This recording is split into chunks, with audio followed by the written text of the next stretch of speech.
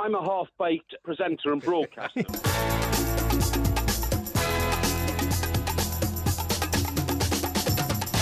Dog breath can be a big problem. This is Talk Sport. We are the two Mikes. It's the end of the week. It's Friday the 13th, which is unlucky for some, I suppose. You might say it's unlucky for Roberto Martinez, but hopefully not unlucky for Mr. Mike Porky Parry. Very good morning to you, Mr. Parry. And a very good morning to you, Mike. And what a day. I mean, you're absolutely right. It's Friday the 13th, so when we woke up this morning, perhaps we thought, something's going to happen today. Well, it certainly did happen. I didn't wake up till this afternoon, actually. No, well, I woke up this morning. Did you? I was out and about at 7:30. Uh-huh. Bit of work to do. Bumped into Mr. Brazil during the course of that work, who said, because I was challenging him, I said, well, Ronald Koeman is the man that I believe Everton are going after. Yeah. If they, Isn't it funny that all the papers are saying that now? Yeah, well, that's right, yeah. How did that happen? I've no idea. You can speculate as much as you like on that. You haven't been feeding that around to people, have you? Well, you see, the sequence of events is... No, I haven't, no. The sequence of events is that when I saw Al this morning, he said, well, yeah, good thinking, very ambitious, but Koeman, he believed, would be a prime candidate to go to Arsenal should the decision be made over the summer by Mr. Wenger himself to step down. However, we were learning tonight that far from stepping down, it looks like He's got another 2 years. It looks like the major shareholder there, or one of the major shareholders, Kroenke, the owner, I suppose, of Arsenal, wants to offer him another 2-year contract. In that case... they're calling it a 2-year extension, aren't they? 2-year extension, yeah, but it's still another 2 years of work, isn't it? And that means that if Mr. Koeman is mind set on leaving Southampton, he'll have to find somewhere else to go. Right. And I would say Everton would be the perfect location. But what makes you think he wants to leave Southampton, though? Because he's got another year to go himself, hasn't he? Yes, but that's precisely why I think he wants to leave, and that's why people in the industry say anybody lets it run down to 1 year is actually running the flag up the flagpole that I'm off ski, you know what I mean? Yeah. Because he hasn't signed a new contract to extend it to 3. Oh, okay. Yeah. So it must have come as a bit of a surprise, or not so much of a surprise to you then, when the Martinez news broke. Well, I saw it on a screen at 1:30 when I was in a restaurant at lunchtime, and it didn't come as any surprise. Oh, a restaurant? A restaurant, Very yeah. nice. Yeah. A nice restaurant? The Sports Bar and Grill in Waterloo Station. What did you have for lunch? Fish and chips. Fish and chips? Yes, Oh, yeah. Is that wise? Why? Well, you're not well, are you?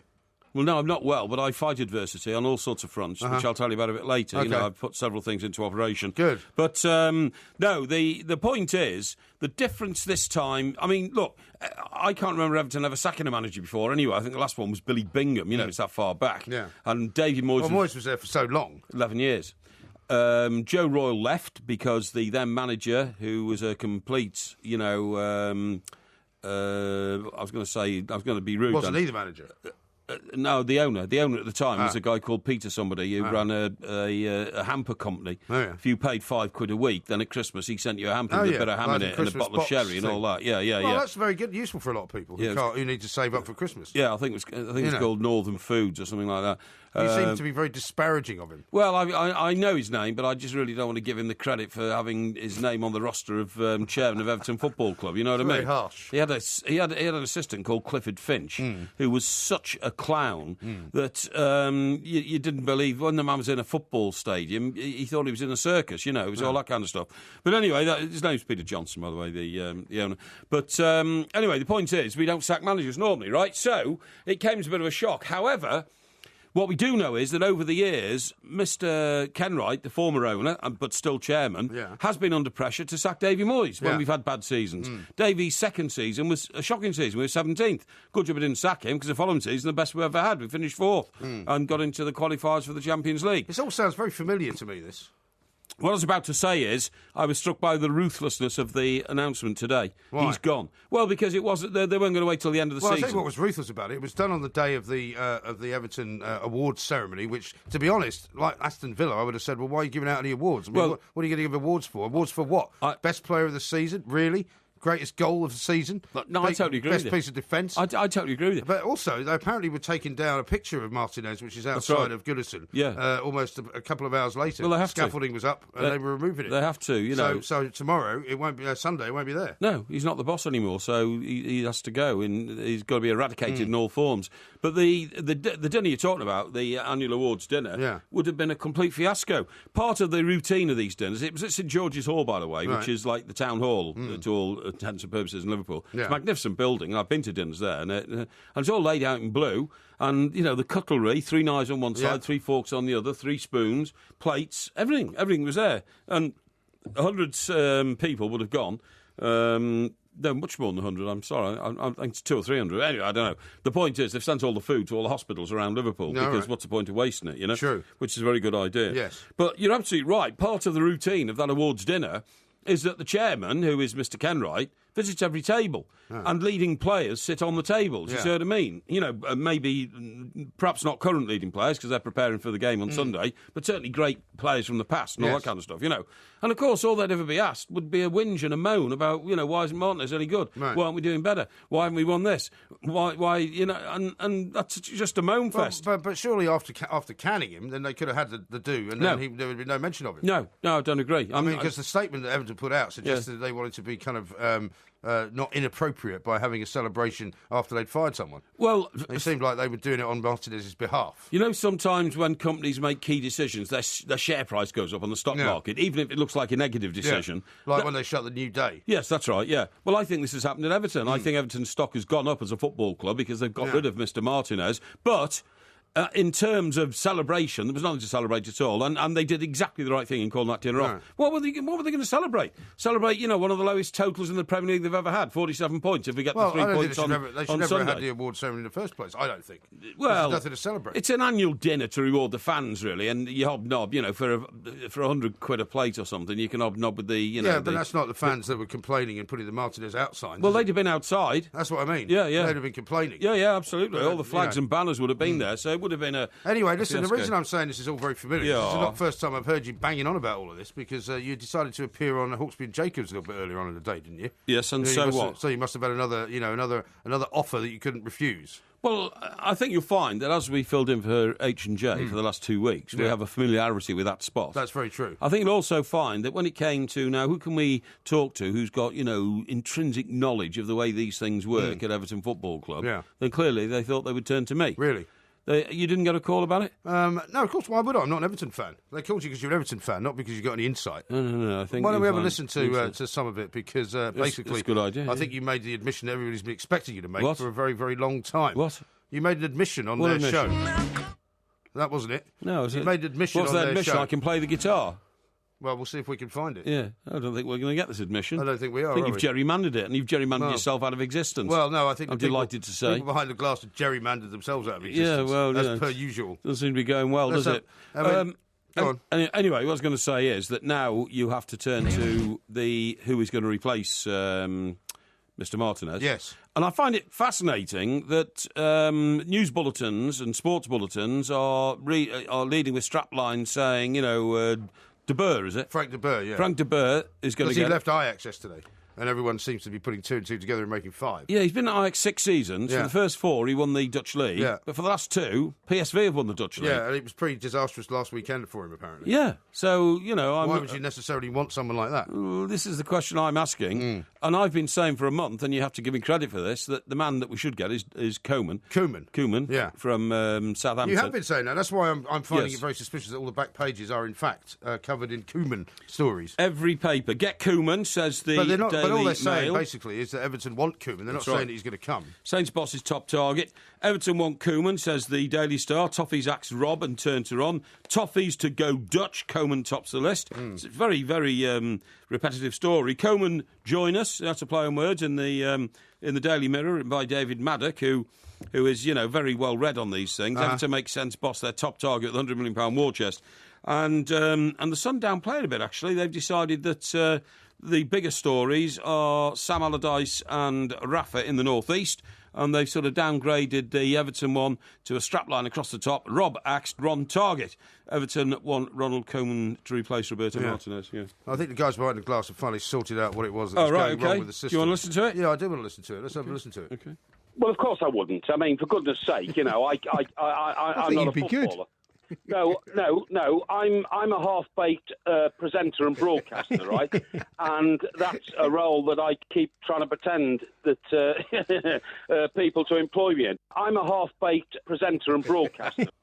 That's what your admission was. Well, yes. I'm a half-baked presenter and broadcaster. Yes, but as usual, you've gerrymandered it. That's what you said. But what was the question? The question was, would you like to be the manager of Everton Football Club? Yeah. How do you think I was going to respond? Well, you could have just said no. You didn't have to be so honest as to say that I'm a half-baked presenter and broadcaster. I'm a half-baked presenter and broadcaster. Yeah, but I'm not, you see. Well, why'd you say it? Well, I was being self-deprecating because that's my style. Is that your style? Yes. Well, it's never your style on this show. No, it is, usually, yeah. It's not at all your style on this show. Yeah, well, I think I can... Well, I think we've now finally got you, since you've been sick, you finally obviously seen the light, turned the corner and decided to start telling the truth. First time ever. I'm very happy. I think I can be deferential to true professionals like Paul Hawksby and Andy Jacobs. Is that right? I think when I'm in a studio with you, I have to fight my corner for my credibility in the face of an overwhelming tirade. Overwhelming tirade. You're not coughing tonight. Of abuse, gerrymandering. You're not coughing. False accusations of sexism, horrible insinuations about my private life.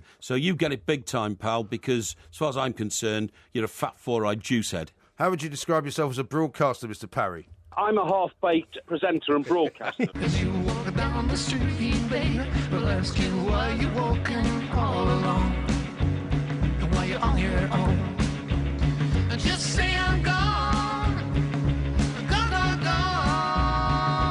gone, gone, gone, 'cause you done me wrong.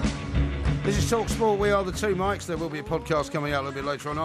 It's the Porky Quiz, I should say, coming up tonight on Top Gun, of course, which is your favourite film. Yeah. You'll probably tell me you didn't need to do much research to know about the answers to that. Yes, no, I didn't need to do. Have you watched the film recently just to kind of bone up on it? I haven't seen it for maybe this year, right? But I have seen it altogether about 30 times. 30 times? Yes. Well, that's a coincidence because it's the 30th anniversary. Oh, is that right? Yeah. Of the film. My breath away. It came out so long ago now that the aeroplanes in it wouldn't stop a Russian MiG these days. Well, I suppose they wouldn't. No. So But anyway, they weren't exactly, old bits of machinery. Oh, no. Good amazing stuff. machines. Good stuff, yeah. Right, now, listen. Now, what about Friday the 13th? Do you know that it is Friday the 13th, and do you fear it? Well, I do know it is Friday the 13th, right. yeah. And do you fear Friday the 13th? Why did you say, do I know if it's Friday the 13th? I told you it was when we opened the show. No, you didn't. I did. I said on Friday the 13th, I thought something was going to happen today, and Martinez got sacked. I said before the show started it was Friday the 13th. I'm not suspicious at all about Friday the 13th. No. In fact, I so lack suspicion, let me tell you this. If I'm walking down the street and there is a ladder propped up against a house and somebody's up there cleaning the windows or painting the gutter or something, I deliberately walk under that ladder to tempt fate. Do you deliberately do? Yeah, I do. Has everything ever fallen on you? No, never. Really? Nothing. No. Okay. And if a black cat runs across the road while you're driving? Yeah, I don't regard that as good luck. I regard that as be wary. Be wary? Yeah. So you are superstitious then? No. I'm just saying that I'm not going to go down the old road of, look, I'm going to pick up a £10 note in a minute because a black cat's just run across in front of my car. You know what I mean? Well, I don't think it's meant to be good luck, is it? It is, yeah. Is it? Yeah. Black cat crossed the road in front of you. I thought it was meant to be bad luck. No, that's good luck. What about the smashing of the mirror? Smashing the mirror, 7 years bad luck, supposedly. I don't believe any of that. That never happened to you? I think a mirror has been smashed in my presence. Yeah. But I don't believe that it gave me 7 years of bad luck. How many points did Everton get last season? 47. How many will they get this season? They get 3 on Saturday. 47. This number 47 is recurring. Amazing, isn't it? It's getting to me. Now, listen, just looking at the situation at the top of the Premier League, if we accept that this is Mr. Klopp at Liverpool's interim season, because he didn't start the season there, he came in October, I think, or no. That means that at the start of next season now, there are going to be a number of very high-profile managers at high-profile clubs starting in the Premier League. There are. So look at it this way. We think Manchester United will have a new manager at the start of next season. Well, we're not sure, are we? Well, we think they will. Yeah. Manchester said he definitely will have a new manager at the start of next season. Yeah. Everton will have a new manager at the start of next season. Yeah. Leicester will not. Leicester will not. Tottenham will not. No, Arsenal could have a new manager at the start of next season. But they won't now. Hey? They won't. Why would Arsenal have a new manager? Well, who knows what revolution might take place over the summer. Chelsea... Well, they've just said that they've given him a new contract. Hang on. Chelsea will have a new manager at the start of next season. Chelsea will, yeah. Now, that's the biggest influx of new managers at our major clubs since the start of the Premier League. Is it really? Yes, and what about Watford as well? Because aren't they getting rid of their manager? My latest reading of that was that old Kekeldy, whatever his name is. Kekeldy? What's his name? It's not Kekeldy.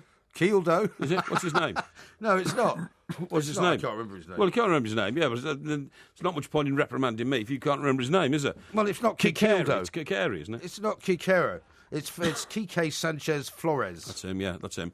But Flores will do. Flores will do. I read somewhere that there's been a complete U-turn there, and they now believe that he's a very good manager, and they want him to stay. What about Aston Villa? They got a new manager. Oh, no, they're not going to be in the league, though, are they? No, they're not. They're going to be in the Premier League, I'm afraid. And the teams coming up have all got good, stable managers. Although sometimes what you see happening is the Championship teams come up and then they decide after about a month that the guy they've brought up with them is not the guy that can keep them in the Premier League, so they replace them. That happened, didn't it, to a manager who's just been sacked today from Sheffield United? Yes. Who did he come up with? Southampton. Yeah, I think so. Right? Yeah, Nigel Atkins. Atkins, that's right. That's right. Yeah, I'm not sure if he came up with Well, them. I mean, he had a good season with them. If Koeman goes to Everton, yes. Then Southampton will need a new manager. Yeah, they will. That's absolutely right. So how many will that be? That's about 7, isn't it? It'll be 7 then. That's more than 1/3 of all the teams in the Premier League have got new managers for next season. Right. Quite enthralling, really. It will be quite enthralling. And of course, don't forget West Brom, where we've got a very unstable situation, I would say. Why would you say it's unstable?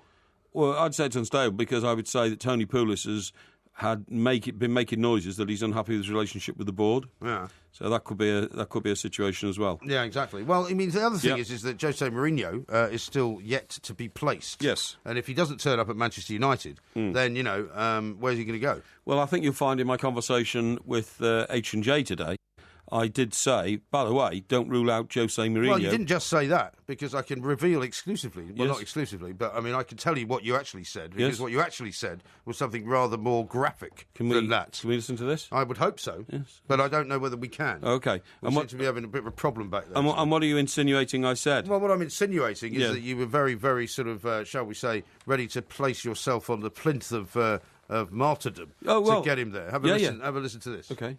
I am speculating about Jose Mourinho. So, would you like Jose on the basis that, I mean, I think Andy's a bit sceptical he would come, but you'd be happy with him? I tell you this, I'm a shareholder at Everton. If they called a shareholders meeting and said, look, we're going to break all these bottles of Pinot Grigio on the floor, it's broken glass, crawl over it, and at the end of it, Jose Mourinho will be there, I would do it.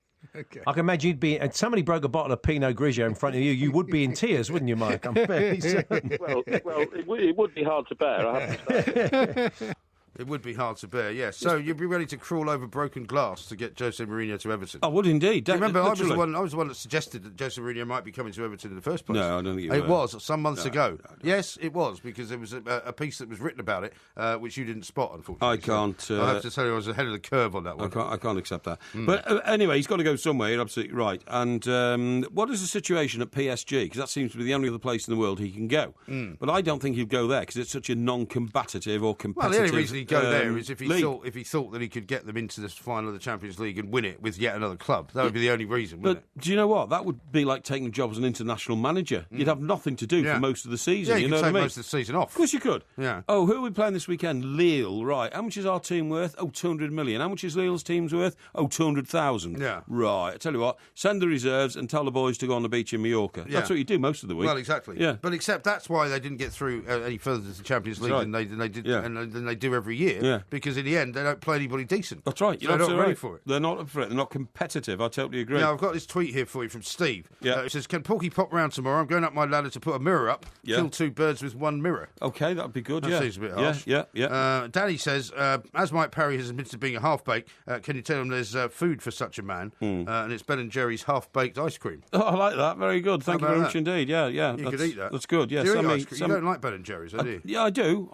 I prefer the more traditional ice creams like Mr. Whippy. Mr. Whippy, which has no ice cream in it, actually. Sorry? Becky says Sorry, this, what? I can believe... Well, what do you do? Mr. Whippy is not proper ice cream. Mr. Whippy is the stuff that comes out of the... I like Mr. Whippy, but it's not proper ice cream. Why do you have to condemn everything I like? I don't condemn everything you like. You condemn fish fingers. I don't condemn them. You condemn... I don't condemn fish fingers. I eat fish fingers. I do not condemn fish fingers. That's absolute rubbish. You condemn baked beans. I don't condemn baked beans either. I always eat baked beans with shepherd's pie. Yeah, good. That's good. A good idea. You condemn...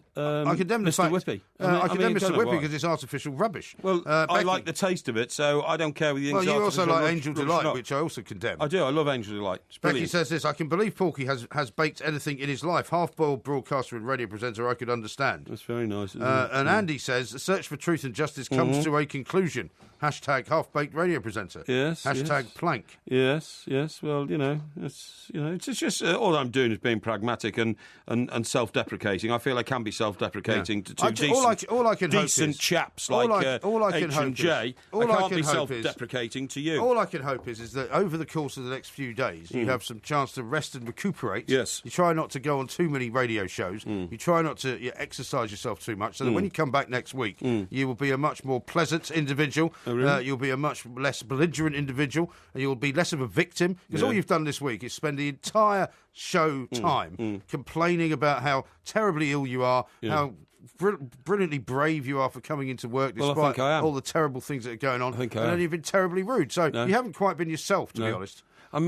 So just take some time off, and when you come back on Monday night, you'll be well rested. Funny you should say that. I'm doing a show on Saturday afternoon, actually.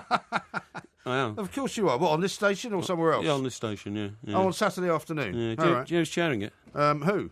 Our mate Dance. Ian Danter. So I might be having a chat with him about... Ian Danter? What, the man who went native in Brazil? That's the man, yeah, absolutely. Has he recovered from that? No, I'm not sure. I don't know. I'm not sure we're still speaking to each other. Does he know you're on the show? I think he does, yeah. Dear me. Yeah. It could be a bit embarrassing. Yeah, well, I don't think so. I think you're not going to be talking about England, are you?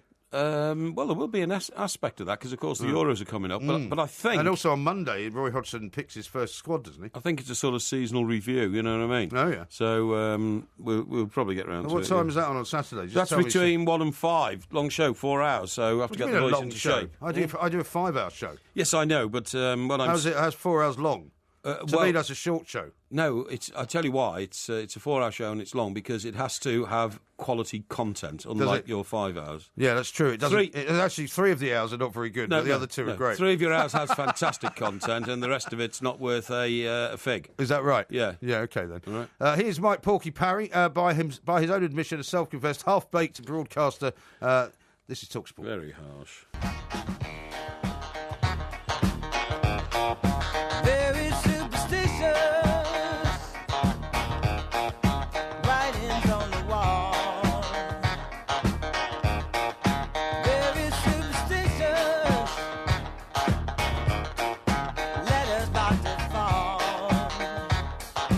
You recognise this one? That's Stevie Wonder. It is. Superstition. It is. See, that's your era. So anything from that era, you know. He made 2 great records. That one, Superstition. Oh, no, he made 3. quite a few. Yeah, okay. I agree. So there was that one, Superstition. Yeah. Then one that starts No New Year's Day to celebrate. I Just Called to Say I Love You. Yeah, right? okay. It was a great song. I love that song. And the third one is... What about Isn't She Lovely? I wasn't that keen on that. It's a love song. Don't I love songs? No. Excuse me. You don't like love songs, but you like I Just Called to Say I Love You. Well, yeah, but that's not really a love song, is it, I suppose? But the third one is that one, a fantastic sort of bass drum beat. There was a boy in somewhere Mississippi. Oh, yeah. And it's just enough for the city. Yeah. You know what I mean? Yeah, I know that one. Yeah, so they're great. Why are we playing that one? Because Superstition, because it's Friday the 13th. Oh, that's good. Do you know where the fear of number 13 is called? No. Triskaidekaphobia. Triskaidekaphobia. Where did it all come from? It came from the Last Supper, apparently. 13. Because it was 13. 13, and absolutely supposedly right. it was a Thursday before the Friday, so Friday the 13th, apparently, in Christian folklore, has always meant that. But it's not an unlucky thing for an awful lot of different civilisations. It's just Christianity, apparently. Yeah, well, there you go. What was I going to say? So you're not going to do anything different on Friday the 13th? No, nothing at all. In fact, I will tempt fate. Really? I might have... So aside from walking under ladders, what else are you going to do? I might have... a large volume of drink and see if it smacks me in the face or something. You know what I mean? Well, maybe that's what you should do to clear the old exactly. lungs That's what I'm out thinking. I haven't had a drink since.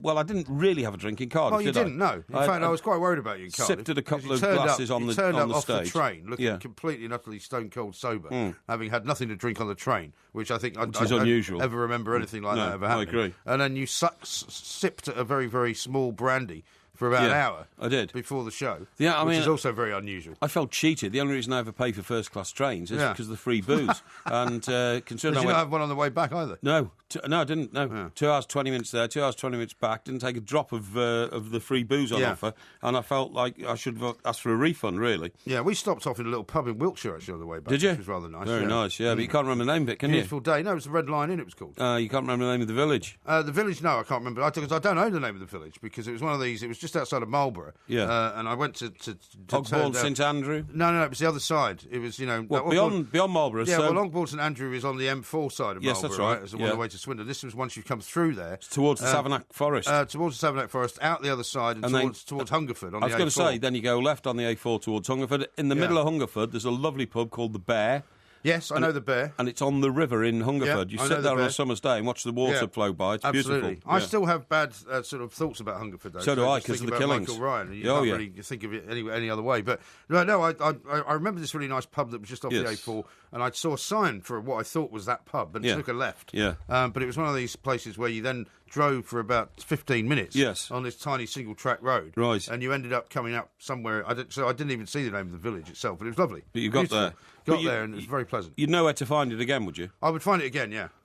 This sign which said "Turn here for this pub." Yeah. Was that before you got to the Bear in the middle of Hungerford? Oh yeah, it was well before Hungerford. Right. Okay. Yeah. It was literally in the middle of the Savernake Forest. Right, I know which way I'm going. So you and drove, off the A4. And off the A4. Oh, that's not hard to find. So if you were going east on the A4 towards Hungerford, from Marlborough, sure. You take the left, and you see the sign, and you just follow it. Yeah, that's not.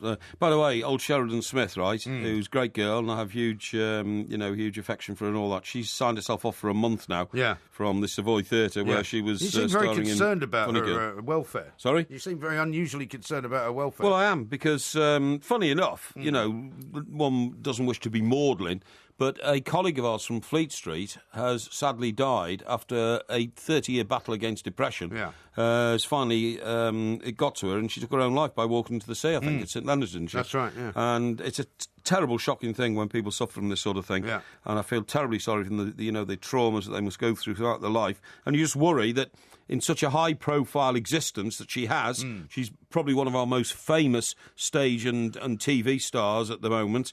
She's clearly having trouble holding on to because it. I'm not a mass television watcher, really, I have to say. I mean, she's not a familiar name to me. I know she was in Scylla, and you said that she's... I mean, what else has she been in? Well, I don't know, but I mean, I saw her in Scylla, that was enough for me. Yeah. It really was, she's absolutely outstanding. Absolutely outstanding. So we hope it all goes well for her. Now then, I'll tell you what I want to talk to you about. Yeah, go on. Now, your beautiful dog, the Labrador. Yes. Now, I have been doing a bit of research because, of course, I have ambitions to get a Labrador myself when I retire to my holiday cottage. You never said that before. In next to Bamborough Castle in Northumberland, right? Yeah. Now, did you know that recent research has shown that 1 in 4 Labradors... Yeah. Now, we all know that Labradors love eating, OK? But 1 in 4 of them... They do. ...have a killer gene, which means they eat anything. Yeah. I mean, literally anything. Yeah. And I wonder if yours is in that category. Well, I don't know. Certainly when he was a puppy, certainly eating anything was very much what he did. And you have to be very careful, because the one thing you don't want to happen is that on a couple of occasions where he got really ill, sick, because golf balls and all sorts of things. Well, he used to eat a lot of socks. He used to eat, even Terrible,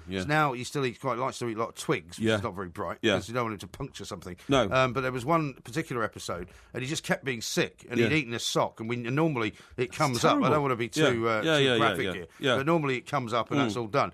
But for about an entire 7-hour period, it wasn't happening. And so we were actually on the brink of taking him to the vets, which then they would have then had to do an operation to take the thing out of his stomach. Yes. But what happened? Did it eventually appear? In the end, it eventually appeared. Horrible. But anyway, look, it says here, last week Cambridge University researchers revealed that 1 in 4 Labradors carries what's called a high food motivation gene, which explains why they're such a notoriously greedy breed, OK? People who live with Labradors often say they're obsessed by food. They are. That would fit with what we know about this genetic change. He is very much obsessed by food. I mean, he gets very excited when it's breakfast time or dinner time. I mean, and anybody else is having any food, he's standing there waiting and hoping somebody's going to drop on the floor. This is according to the study's author, Dr. Eleanor Raffan. Oh, yeah. She said, I've had 3 Labradors, Inca, Maggie and Storm. They're nice names, aren't they, for dogs? Yeah. And all of them have been food obsessed. I first found quite how far a lab will go for a titbit on the island of Tarrantay in the Outer Hebrides. You know that? Tarrantay, yes, absolutely. I've never been there, but I know of it. Where my black Labrador Inca and I were marooned for a year alongside 35 others for the TV programme Castaway 2000. Oh, yes, I remember that show. Yeah, right. She says Inca loved the island. She thrived in the Scottish wilderness until she discovered the compost heap. She would disappear for days at a time, then emerge, looking as though she had swallowed a barrel. Right. And whenever I managed to stop one source of food, Inca would simply find another. Yeah. She disappeared for half a day once, following tourists around. Eventually, I found her several miles away, being hand-fed prosciutto P-R-O... Prosciutto. Prosciutto, what's that? It's ham. It's Italian ham. Okay. Very nice. Prosciutto, by visiting hikers. Prosciutto, as they sometimes call it. Yeah, well, it says here she had crossed the entire island, 7 miles, for a piece of ham. I could see my dog doing that, but luckily he doesn't seem to be quite as mad as that. Yeah. But he is absolutely obsessed with food, no doubt. Now, do you know that Labradors were actually bred to catch fish? Were they? I think you told me that. Their ancestors came from the cod trawlers that worked off the province of Newfoundland in Canada. Yeah. And Labrador, that's what they're named after. The Labrador Current. The province of... no, the district of Labrador. Yeah, but that's where the Labrador Current comes that's right, from where their name originates in Canada. Yeah. Labradors would leap into the icy Atlantic Ocean to retrieve pots, lines and nets. They were fishermen's dogs. They have since become one of the most versatile breeds in the world. They are now guide dogs, hearing dogs, police dogs and all the rest, right? Yeah. But there's one consequence of this. They eat so much, right, that if you are really a responsible Labrador owner, you should have your dog's teeth cleaned once a month.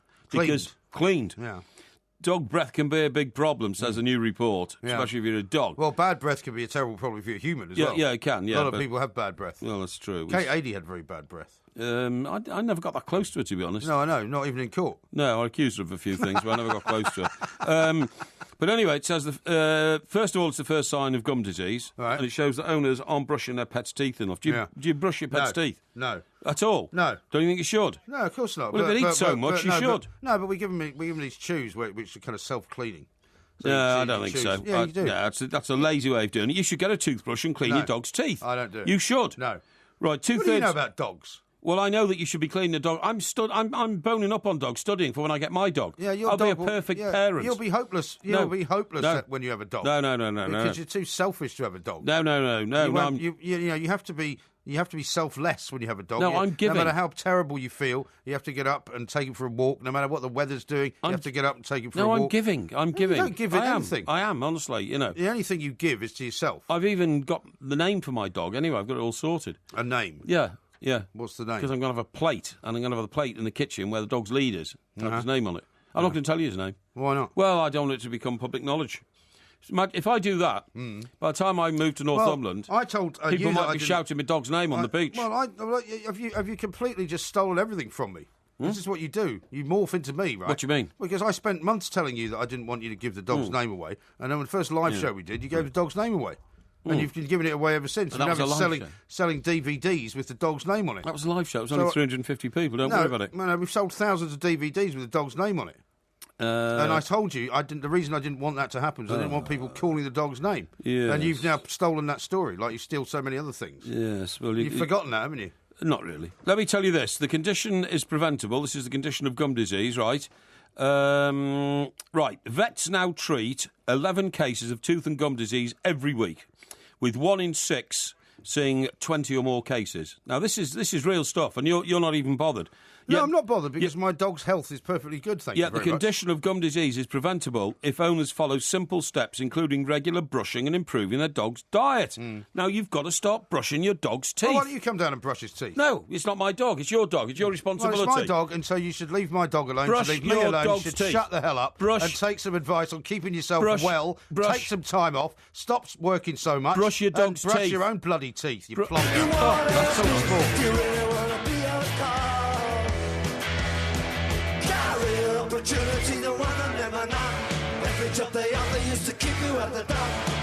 Darren, the Spurs fan, says the way Porky's been sounding lately, he needs a St Bernard with a first aid kit around his neck when he decides to get a dog, which I think is not a bad suggestion. Well, if the first aid kit includes a barrel of rum, I'll have a bit of that. Thank you very much indeed. Or brandy, in fact. Yeah, brandy. Yeah, now, that'd be good, Mr. Adrian Heath, the man we speak to on many occasions about Everton, and we have done over the course of the season. Let's say a very good morning once again to Adrian. Adrian, very good morning. Welcome to the show. How you doing, fellas? Yeah, very well, thanks, Inchi. Not very bad well at all. I mean, after the result against Sunderland, there was talk that Martinez might not last the season, which a lot of people thought was maybe surprising. But were you surprised at all when it happened yesterday? I didn't want it to happen. I've got to be honest, but I think the way that things have gone the last few weeks and the results, and not so much the results. I think the performances. And I spoke to quite a lot of my friends on Merseyside, and obviously living here in the States, you don't quite probably get the feeling of how strong the feeling is back home. And everybody thought that, the time had come and it was only a matter of time before it happened. So it didn't really come as a big shock to me today, because I think the one thing, the last couple of performances, the performances really haven't been good enough. Yeah, I'll tell you what, Inchi, you're absolutely right about, you living over there being a bit removed from it, but the atmosphere here had become poisonous, mate. They've actually cancelled tonight's awards dinner. Now, you remember those award dinners you went to in the 80s, and it was just a celebration of a magnificent football club with a brilliant team, you know what I mean? And everybody was up and everybody was walking down the tables and patting each other on the back and all that. Can you imagine what would have happened tonight if they'd gone there and, in the current climate, it would have been dreadful. It would have, and they've called it off. So you said you're disappointed it's happened. I agree with the disappointment, but actually I'm glad that Everton have been so positive about it, because there was a malaise creeping in. And I tell you what, once a manager loses the fans to that extent, you're never going to get them back. No, and I think as great as Goodison is, and I still think it's one of the great cathedrals of football in England. I agree. When it's full, it's a difficult place to play when it doesn't go well, Mike. And we've all seen managers and players. We've all been through it at some stage. Yes. So I feel sorry for him, but hey, the most important thing is the club, and the most important thing now, and this is what I hinted to you two guys, a few months ago. It's all right sacking the manager. You better have a decent replacement lined up, because this is not an easy club to manage. And, I just think it's a really important time for the club. What are we keeping the best young players? Are we going to start again? And I think the one positive is that the new manager has time. They've given him a lot of time now. What I didn't want to happen is, come the end of the European Championships, they suddenly decide, we're going to give so-and-so the job, and then he's run out of time and he hasn't had a chance to make some plans. Yeah. Although you say that, Adrian, I mean, the football season, off-season now, is shorter and shorter every year. We've got the Euros coming up. There'll be pre-season. There'll be couple of post-season things going on, no doubt. And, I mean, even if they appointed somebody, tomorrow, there's not actually that much time left before the preparation starts for the new season. And the names that seem to be being floated at the moment are Rafa Benitez, Ronald Koeman, and very possibly Frank de Boer. I don't know if any of those three will even want to go to Everton if they're even available. Do you not think so? Well, I don't know, is my point. I mean, I'm sure that if Rafa Benitez was offered the job, he might want to stay in the Northwest because he loves it there. And I wouldn't want Rafa Benitez to go to Everton, There's a lot of Everton fans that would like to see him there, but a lot who wouldn't. No, there's not. And I mean, I think it's very difficult for Rafa. I think his track record is very good. Yeah. And I know people who've worked with him and they speak highly of him. But, you don't have to forget, what did he call Everton? A little club not so long ago. Yeah, small club, I know that was when he was at Liverpool. But I think Koeman would be a good choice. And the reason I say Koeman is he knows what he's coming into and he knows the league. Yes, I totally agree. This is a difficult league. This is a difficult league to coach in. Yeah. And we can't afford somebody to come in and take a year, 18 months to get his feet, under the table and realise what the Premier League's about. And I think Koeman would be a great fit for good. I think it'd be brilliant. And also, this may or may not be relevant, but our first away game this season, and I went to it down at Southampton, we won 3-0. And we were brilliant. And Lukaku suddenly, blossomed into a brilliant player. Him and Kone playing up front together was marvellous. And Ronald Koeman won't forget that. You know what I mean? He'll think, crikey, Everton came and gave us a right spanking and then sort of lost their way. Now, if he can restore Everton to the form they had that day and keep it going, we're going to be on a real winner. We were just saying, Inchi, when you look at the start of the Premier League next season, the amount of new managers coming into the league at the highest level, Manchester United might have a new manager, City have got a new manager, Chelsea have got a new manager. There's going to be a lot of rebalancing of the power next season. But I think that the reason for me Koeman would be good. Not only have I mentioned the fact that he knows the Premier League now, he knows what to expect from everywhere. And no disrespect to Southampton, but they will never be Everton Football Club. No, of course not. They won't, but say, for example, he doesn't come for whatever reason, and you may be completely correct that he ends up coming and he gives up Southampton and all of that. But if he doesn't come, who's next on the list that would be able to fill his shoes? Well, De Boer's in the frame, isn't he? Yeah, but I mean, what Adrian just described is a guy who knows the Premier League inside out. He's been in it. Yes, that's true. That doesn't work with De Boer, does it? I personally think Eddie Howe would be a good choice. Yeah, I think so. I think so. I'd prefer him to De Boer, Inchy, on two grounds. Firstly, the one you've raised, that if you don't know the Premier League, you really need to. But secondly, Mr. De Boer won 4 titles with Ajax in 4 consecutive seasons, but for the last 2 has been beaten to the drop in Holland by PSV Eindhoven. Now, sorry, not PSV Eindhoven, they're in Belgium, aren't they? By, who is it? PSV Eindhoven. No, PSV Eindhoven, yeah, that's sorry. Right. Yeah, sorry, they are Dutch, yeah. I think the other thing, Mike, is that, we know Ajax is what it is, but it's not the cut and thrust of the Premier League. Exactly. This league, is a very unforgiving league. You only have to look at the big boys this year. Yes. You drop it a little notch and you can end up... We've had a year where Leicester have won the title. That's right. And now all of a sudden the pressure on Man United and City next year and Chelsea. Yeah. These are huge clubs. Yes. Who found it difficult in the Premier League. So, this is not an easy league to come and coach it. Do you not think as well, Adrian, that the players have to take some burden of responsibility here? Because it's all very well saying, the player, he's lost the dressing room and the players don't want to play for him. But, I mean, some of the performances Everton have put in, they've lost, I think, 2 goals within a 6-minute period. In more games than any other team that's been in the league. I mean, they've got so many statistics which say they've lost more games at home than any other team apart from Aston Villa, all that kind of thing. This is a team that should be playing better. What would you say to them? I think also that players always have to take a share of their responsibility. This is never a one-man thing, as it's never a one-man thing when things are going well.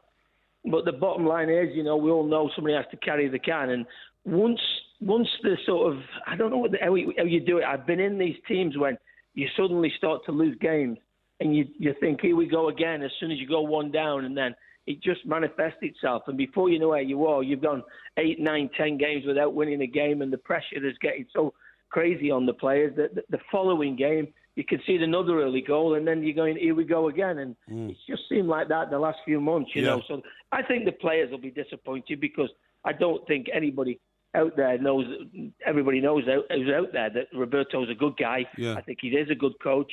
Obviously, people keep talking about the way they conceded goals, and maybe that's something he'll look at. Yeah. When he has time to reflect, when he'll have time now, he'll probably be at the Euros and have time to reflect on it, and maybe that's part of the next setup that he has, he addresses. Well, I think what's happened is, Inchy, in the way life works, I think Mr. Martinez has actually just risen to the level of competency that he's able to cope with. I don't think he'll go any further. He'll never work for a club bigger than Everton because I don't think he can do it. I don't think he showed enough strength in dealing with great players. I think that not telling John Stones how to behave in defence and allowing John Stones to, you want to play the ball out, keep playing the ball out, making mistakes all the time, was just not good enough. A manager has to be so single-minded in the way he wants his team to play, and clearly the players weren't taking any notice of him. And at that point, it wasn't working. Well, I think the John Stones thing is that, and we all know what a really capable player he is. And I've said this to you two before, that if John Stones is made available by Everton tomorrow, you look at the calibre of clubs that want to buy him. Oh, definitely. So they aren't all wrong. Now, obviously, what you were saying is that Roberto should have worked on 1 or 2 things. I think the most glaring thing now, when you look at Stonesy, is the fact that he's lost so much confidence. Yeah. And when you're in position of playing the ball out of the back like he is, that split second of double guessing yourself, not wanting to make a mistake, is fatal. All of a sudden, it gets blocked. And before you know where you are, the ball's in the back of the net again. Yeah. So, John Stone's time is going to come again. Don't worry about him. Oh, no, I'm certain of that. I'm not worried about it. There is an awful lot of work to be done, though. Adrian, thanks very much indeed. We've got to leave it there. Adrian Heath there, former Everton player, saying that he wants Ronald Koeman as well. But who knows whether he's going to come. We've got lots more to talk about. This is TalkSport. Crazy, but that's how it goes. This is TalkSport. We are the two mics. Coming up in the next hour, Sandra Lee is going to join us from Australia. Excellente. We've got lots of stories to catch up on with her. She's been off on her travels since last time we spoke to her. Excellente. She's been to New York, I think. So we'll get a few stories from her about that. Don't forget, it's the Porky Quiz as well coming up. Top Gun is, of course, the subject matter. I haven't seen what a feeling. Oh, no, it's Flashdance. No, that's Flashdance. That's not a great start, that, to be honest. It's not, no. And please, no singing from now until the Top Gun quiz goes out. But I haven't seen the questions yet, so I can't say whether anything about about films. Right. Because a few people have been taking a mickey out of the question quiz process and saying, don't let MG put any questions in about films. That's what he always does. Yeah, that's right. Good You're not thinking. really listening, are you? I am listening. No, I can tell you're not listening. I am listening. Because it is a film, of course. Of course it is. There are bound to be questions about films. Yeah. Now, I've got lots of tweets and texts that I have to read out as well. Tweet us at the 2 Mics. Text us at 81089. Good morning, I'm Mike Graham, he's Mike Parry, you're listening to the 2 Mics and we're keeping you entertained throughout the night. It is all over for Roberto Martinez, but I don't think we should talk about Everton anymore because I'm certainly bored listening to Porky going on and on and on about it, not just on this show, but on any other show you can get on as well. So we'll be talking about a great many other things, including the fact that it's Friday the 13th and any superstitions you may have. 08717 223344. Coming up a bit later on in this hour, Sandra Lee's going to be here from Australia, giving us an update on what's going on down under. And of course, it's Porky Quiz night on Top Gun. What on earth are you doing? Porky's just appeared with some kind of some glue sniffing bottle or something. No, what are you sniffing? It's the... I can smell it. It's some kind of eucalyptus or something. It is eucalyptus. God. It's oil of eucalyptus, and I ingest it, inhale it, that is, into This is what's been sending you mad, isn't the it? nostralis. All right. Right. Okay, well, hang on. And Let me just finish this bit. It breaks bit. up the components of the compounds of blockage. Well, let's hope it gives you a bit more clarity of the brain. You're listening to the 2 Mics with me, Mike Graham, and Mike Parry on Talk Sport.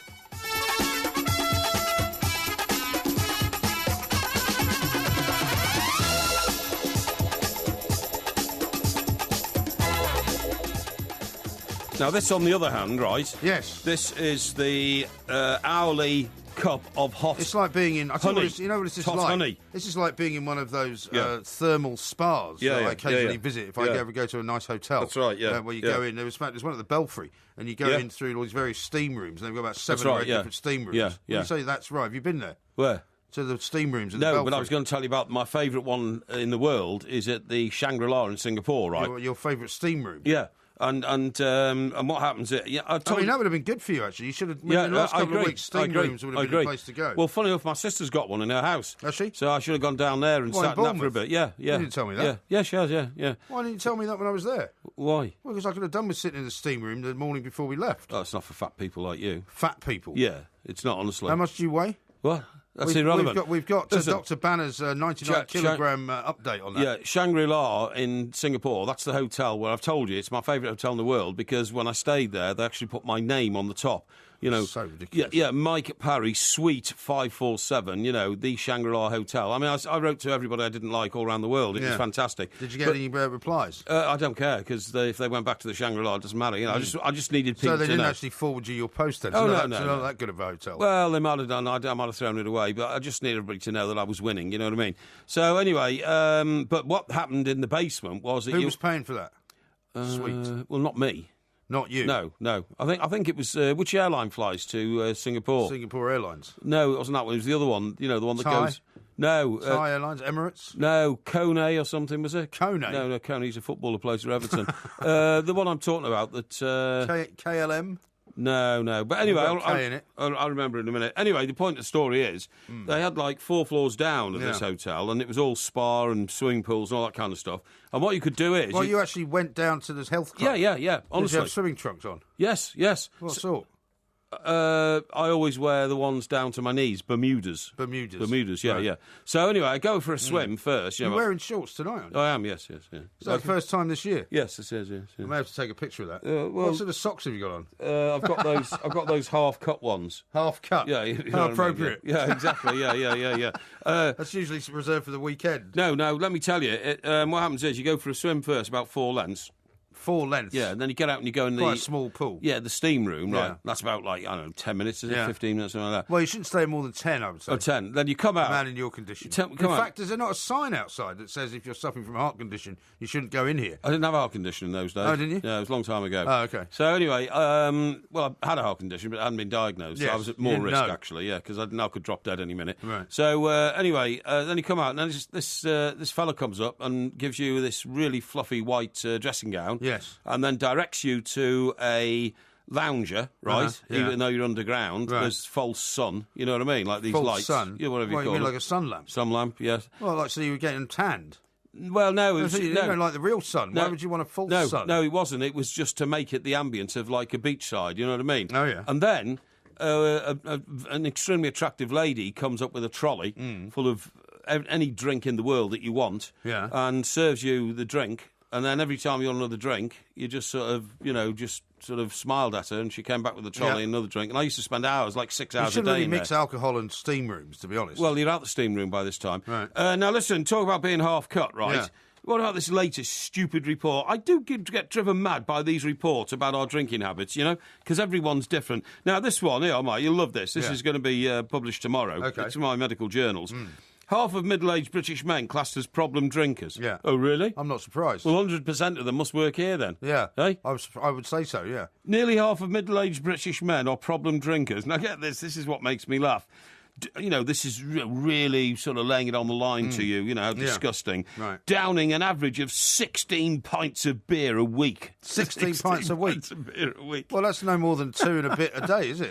I think in those 2 weeks when we filled in for H&J, well, we went for a quick sherbet after the show. Well, there was only one day, wasn't there? When we both said, look, we've got stuff to do. Yeah. We've got to go home. I think we were getting through 16 every 2 days. So I don't know if it was that bad, but I mean, certainly more than 16 a week. Yeah.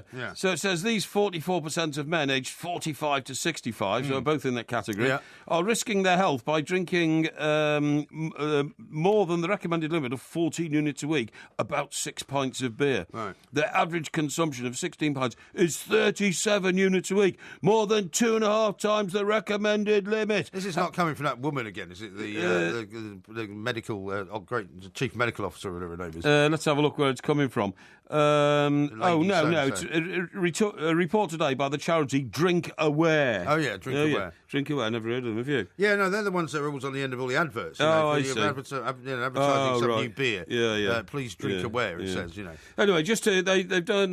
like a gambling, aware. Yeah. Oh, gambling aware, yeah. So there's a table here. So this is what 16 pints of beer looks like. So they show you a picture of 16 glasses of... a picture of a guy lying on the ground. No, 16 pints of beer. Or it relates to 28 bottles of Budweiser. Uh-huh. Okay. 28 bottles of Budweiser. Yeah, Budweiser's not very strong. No, I hate Budweiser. No, I do as well. 13 pints of Peroni Nastro Azzurro Lager. Okay.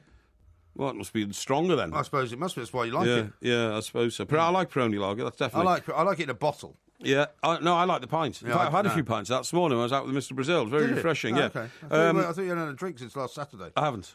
So you just said you had a few pints of Peroni. It was after we came out of the studio. My throat was stuck. Yeah, but doesn't mean that still counts as a drink. Well, no, I don't really count beer as a drink. Really? No, So, all right, would you like to revisit then your statement where you said, I haven't had a drink since last Saturday? No, that is a definite statement until this morning. Until definite, today? What, including beer? Including beer. Right. I haven't been in a pub or had beer or anything. I've been too ill.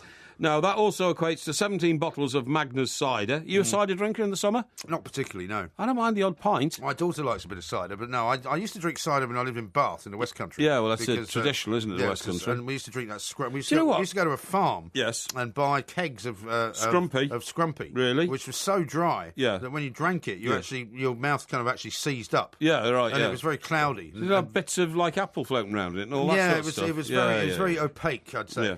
Anyway. Dangerous stuff. I don't understand why when people go to Dublin, I must get on the Guinness. You either like Guinness or you don't. Well, no, the Guinness is brilliant there, though. Well, you say that. I mean, funny enough... It is much better than it is here. The only time I drink Guinness is when we go to Cheltenham. We go to the Guinness tent, I don't drink it anywhere else. Anyway, we didn't drink any Guinness last time we were in Cheltenham. We didn't go to the Guinness tent, that's what I mean. why. It's too packed. Yeah. We had a more select sort of location. Now, that also equates to 41 single gin and tonics. Really? Now, when was the last time you drunk a single spirit? I can't remember. I would say 30 years ago in my case. I can't remember. Why would you buy a single gin and tonic? I know. It's a waste of time. There's so little, fluid or spirit in it that it's not worth buying. When I came back from New York, people used to think I'd gone mad because I would order a quadruple, that's whatever right. it was. Yeah. Vodka, I think I was drinking those days. Yeah. And people would look at me like, what's wrong with you? I'd be like, well, I can't. I'm used to a guy pouring it liberally into half a glass of a tumbler. Exactly. And so, I may take a while to drink it, but I don't want, anything smaller than minute drop. Well, the first time I ever went to Belfast to work there, I didn't realise that the measures in Belfast are half as big again as the measures in this country. Is that right? Instead of 1 1/6 of a gill, it's 1/4 of a gill, right? I think it was the same in Scotland, I think it was. I think you're right. So anyway, I go there as the big shot reporter, and I get in the bar at the Europa, and I have 3 large gin and tonics. Yeah. That, of course, is equivalent to 4 large gin and tonics on the mainland. Yeah. And, the longer the night went on, the more the multiples added up. No wonder that I was talking I had that gibberish. problem when I first went to New York, because I'd started drinking Jack Daniels. I was only like 22, 23. Yes. And I went to Costello's and started drinking Jack Daniels there. Yeah. And after about 4 of them, I was completely That's gone. right. Couldn't and speak. I couldn't understand it. I only had 4 drinks. Couldn't so speak. they were giving me these massive, great tumblers. Oh, yeah, stuff. though they do, as you say. Now then, that equates to 17 medium glasses of Ernesto and Giulio Gallo Merlot. Okay. Right? Yeah. Medium How many glasses? 17 medium. 17. Yeah, that's in a week. It's in a week. Yeah. Or 11 large glasses of Tierra del Rey Chardonnay. Yeah. Larges. I see large. I never drink wine in large measures, which is 2.75. Well, see, again, I don't really and you drink... get 3 of those into a bottle. See, I very rarely drink wine when I'm in a bar or a restaurant. I'm in a restaurant sometimes, but I mean, I don't, it's not a question of a big glass or a small glass. I drink most of the wine at home. No, you don't. If we've been out in restaurants, right, you might have a couple of beers at the bar and then you drink wine right the way through the meal. But you don't. But it's not a question of a large or a small glass. You know what I mean? Because some of the large glasses now they'll give you in places like wine bars are so large that they're ridiculous. You know? So anyway, Jackie Ballard of Alcohol Concern said drinking continued to be a leading risk factor in death statistics. Sure. To ensure people make an informed choice about how much they drink, we are calling for mandatory health warnings on alcohol products. Well, put them on there. They've already got them. Everybody will ignore them anyway, so what a waste of time. Well, they've already got them. Yeah, Complete I know. waste of time. Yeah. Why don't they find a cure for cancer instead? Yeah. That would be my... Win or lose, on the booze. This is Talk Sport.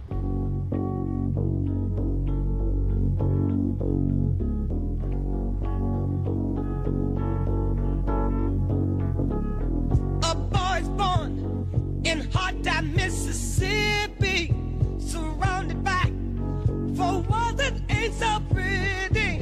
His parents give him love and affection to keep him strong, moving in the right direction, living just enough for the city. This is Talk Sport. We are the 2 mics. Coming up, we're going to be talking to Sandra Lee down in Australia, in Sydney to be precise. Now, I've got a couple of announcements to make. This is Carl who sent this in. Well, announcements by way of communiques with the listeners. A guy called Carl sent this in earlier. Yeah. He said, "Hi, Mike. Any chance of a mention on the show tonight? I never miss a podcast. Got the DVD. Saw you in Birmingham and Salford, and just got my tickets for Liverpool now. Lovely. And he says, I'm off to Turkey on holiday this Tuesday, so I've been saving podcasts up from this week for the flight. Excellent. P.S. Prediction for the quiz, 2 out of 10. 2. It's not very much not very generous, sign of confidence, is No, it? it's What's not that really. chap's name? It's Carl. Carl, OK. Well, I hope you don't get food poisoning in Turkey, Carl. And here's another one from Keir, who has, in common with Roberto Martinez, just lost his job. He says, I lost my job today, so I actually get to hear the show live for once and would love a mention. And considering that he got fired on the same day as Roberto Martinez... Do we know what his job was? He didn't say. Oh, what a shame. Well, I'm very sorry, mate. It's a terrible thing to lose your job, and the time you first realise that life is different is when the paycheck doesn't arrive a month from now. Yeah. And you suddenly realise, hang on, the mortgage demand has come in, but there is nothing there to match it. Indeed. And that is harsh time. So I wish you well and hope that you'll get re-employed very soon. Indeed. Some people are asking if you're sniffing glue with that stuff. No, it's the stuff that koala bears eat.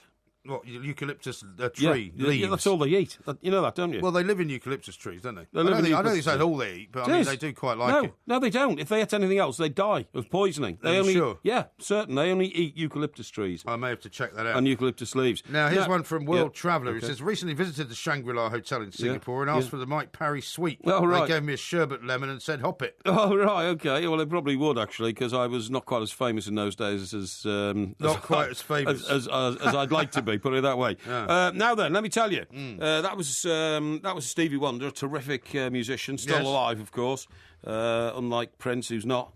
Right. Just thought I'd point that out, actually. Yeah, thanks. But I don't think anyone's confused the two any time recently. No, that's right. Now, talking about musicians, Brian May. Yes. Now, Brian May's a great guy, and he's been in this very studio with us talking about the situation regarding astrophysicism, hasn't he? He's also been in the studio talking about badgers. I don't think he came in to talk about badgers. I think we dragged him into the badger situation. No, I think we had him in talking about badgers. I think. Really? I thought he came in about astrophysics because he'd gone back to university. It wasn't astrophysicism. Yeah, astrophysicism. He'd gone back to university to complete his degree after becoming a multi-millionaire, world successful guitarist and rock star. Yeah. But anyway, he does seem to do. Now, I'm being a bit unkind if I say he's a bit of a whinger, Brian May, but he does always seem to have something to say about things which don't make him happy. Yes. You know, like badger culls, bovine cow disease, all this kind of stuff. You know what I mean? Right. And mad cow disease. Mad cow disease. He always seems to have some sort of campaign going.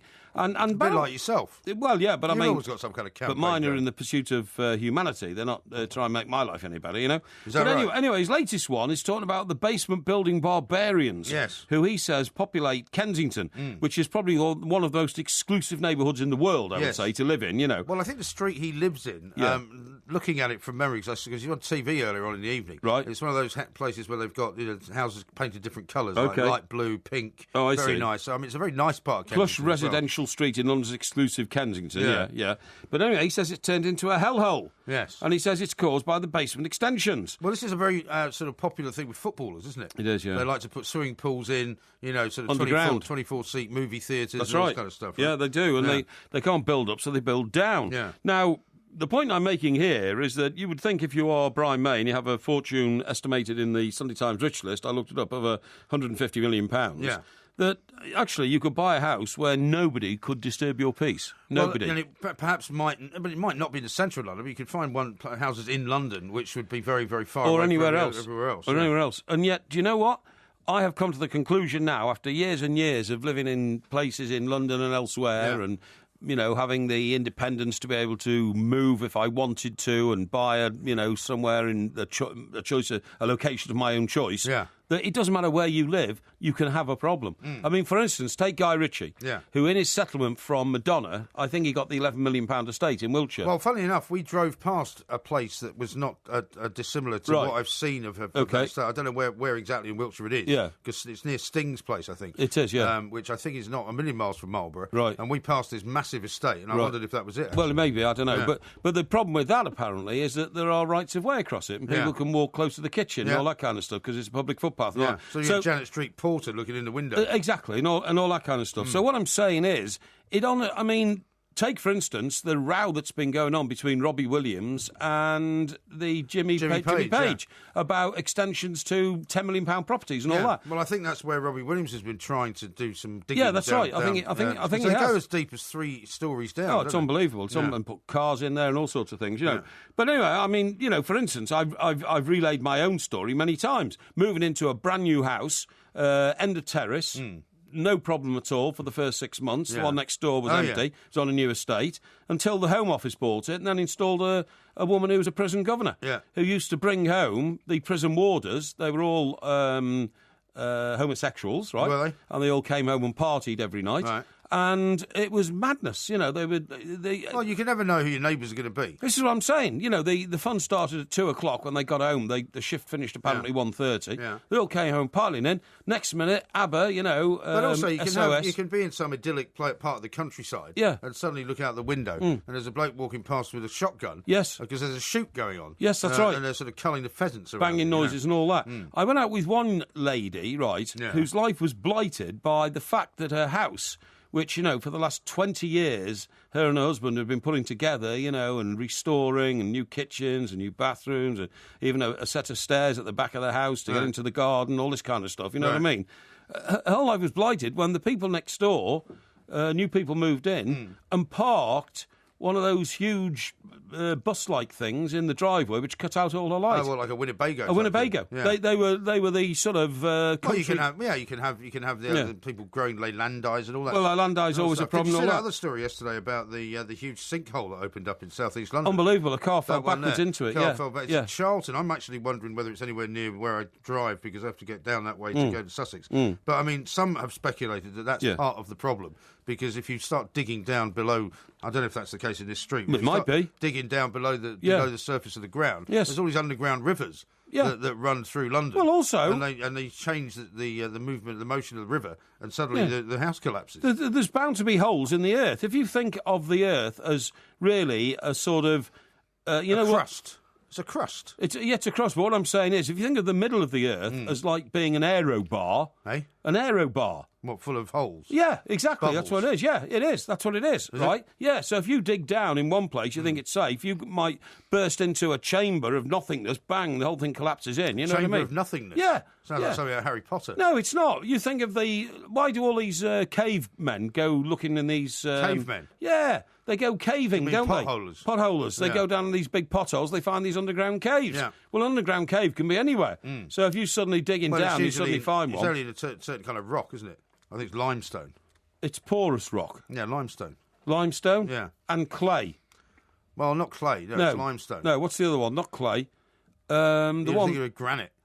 Yeah, granite. Yeah, Is it there's granite? no caves in granite because granite's solid. But in limestone, you What's that bit of stone you use to rub hard skin off your feet? Pumice. Right. Well, it's in those sort of caves as well. No, that's volcanic stone. Yeah, well, that's all right. That's basically lava. Yeah, okay, well, you know what I'm talking about. But anyway... By the way, the Stone Roses have got a new album out. No, listen, I can't believe this, right? Our news bulletin earlier... Axl Rose Hang on. is going with it. Our news bulletin earlier, the third most important story in the world, apparently at the moment, is the fact that the Stone Roses reformed 2 years ago and have now made a new record. That's right. And get this, it sounds like Paperback Writer. Doesn't sound like Paperback Writer. That was what the newsreader said. It said a new song, and experts say it's a fantastic pop song, sounds like Paperback Writer. Yeah. I'm sorry, Paperback Writer, nothing sounds like Paperback Writer. And if you've written a song based on Paperback Writer, then it's trash. Maybe we should have a listen to it. It's rubbish. It was first played out on Virgin Radio. Well, have we got it? Have we got it? Well, I'm sure we can I want to have a find listen to it, please, because I bet you it's trash. Okay, all right. It'll be trash. Anything that tries to imitate a former great Beatles record is rubbish. I'm telling you. When people told me that Oasis sounded like the Beatles, I decided never to listen to them. As it is, I did listen to them. They don't sound anything like the Beatles. They sound great, but in a very different way to the Beatles, in my view. Okay. Well, I think a lot of people will think the Stone Roses are better than the Beatles, but this is Talk rubbish. Sport. And coming up next, we're going to talk to Sandra Lee, maybe with the Stone Roses.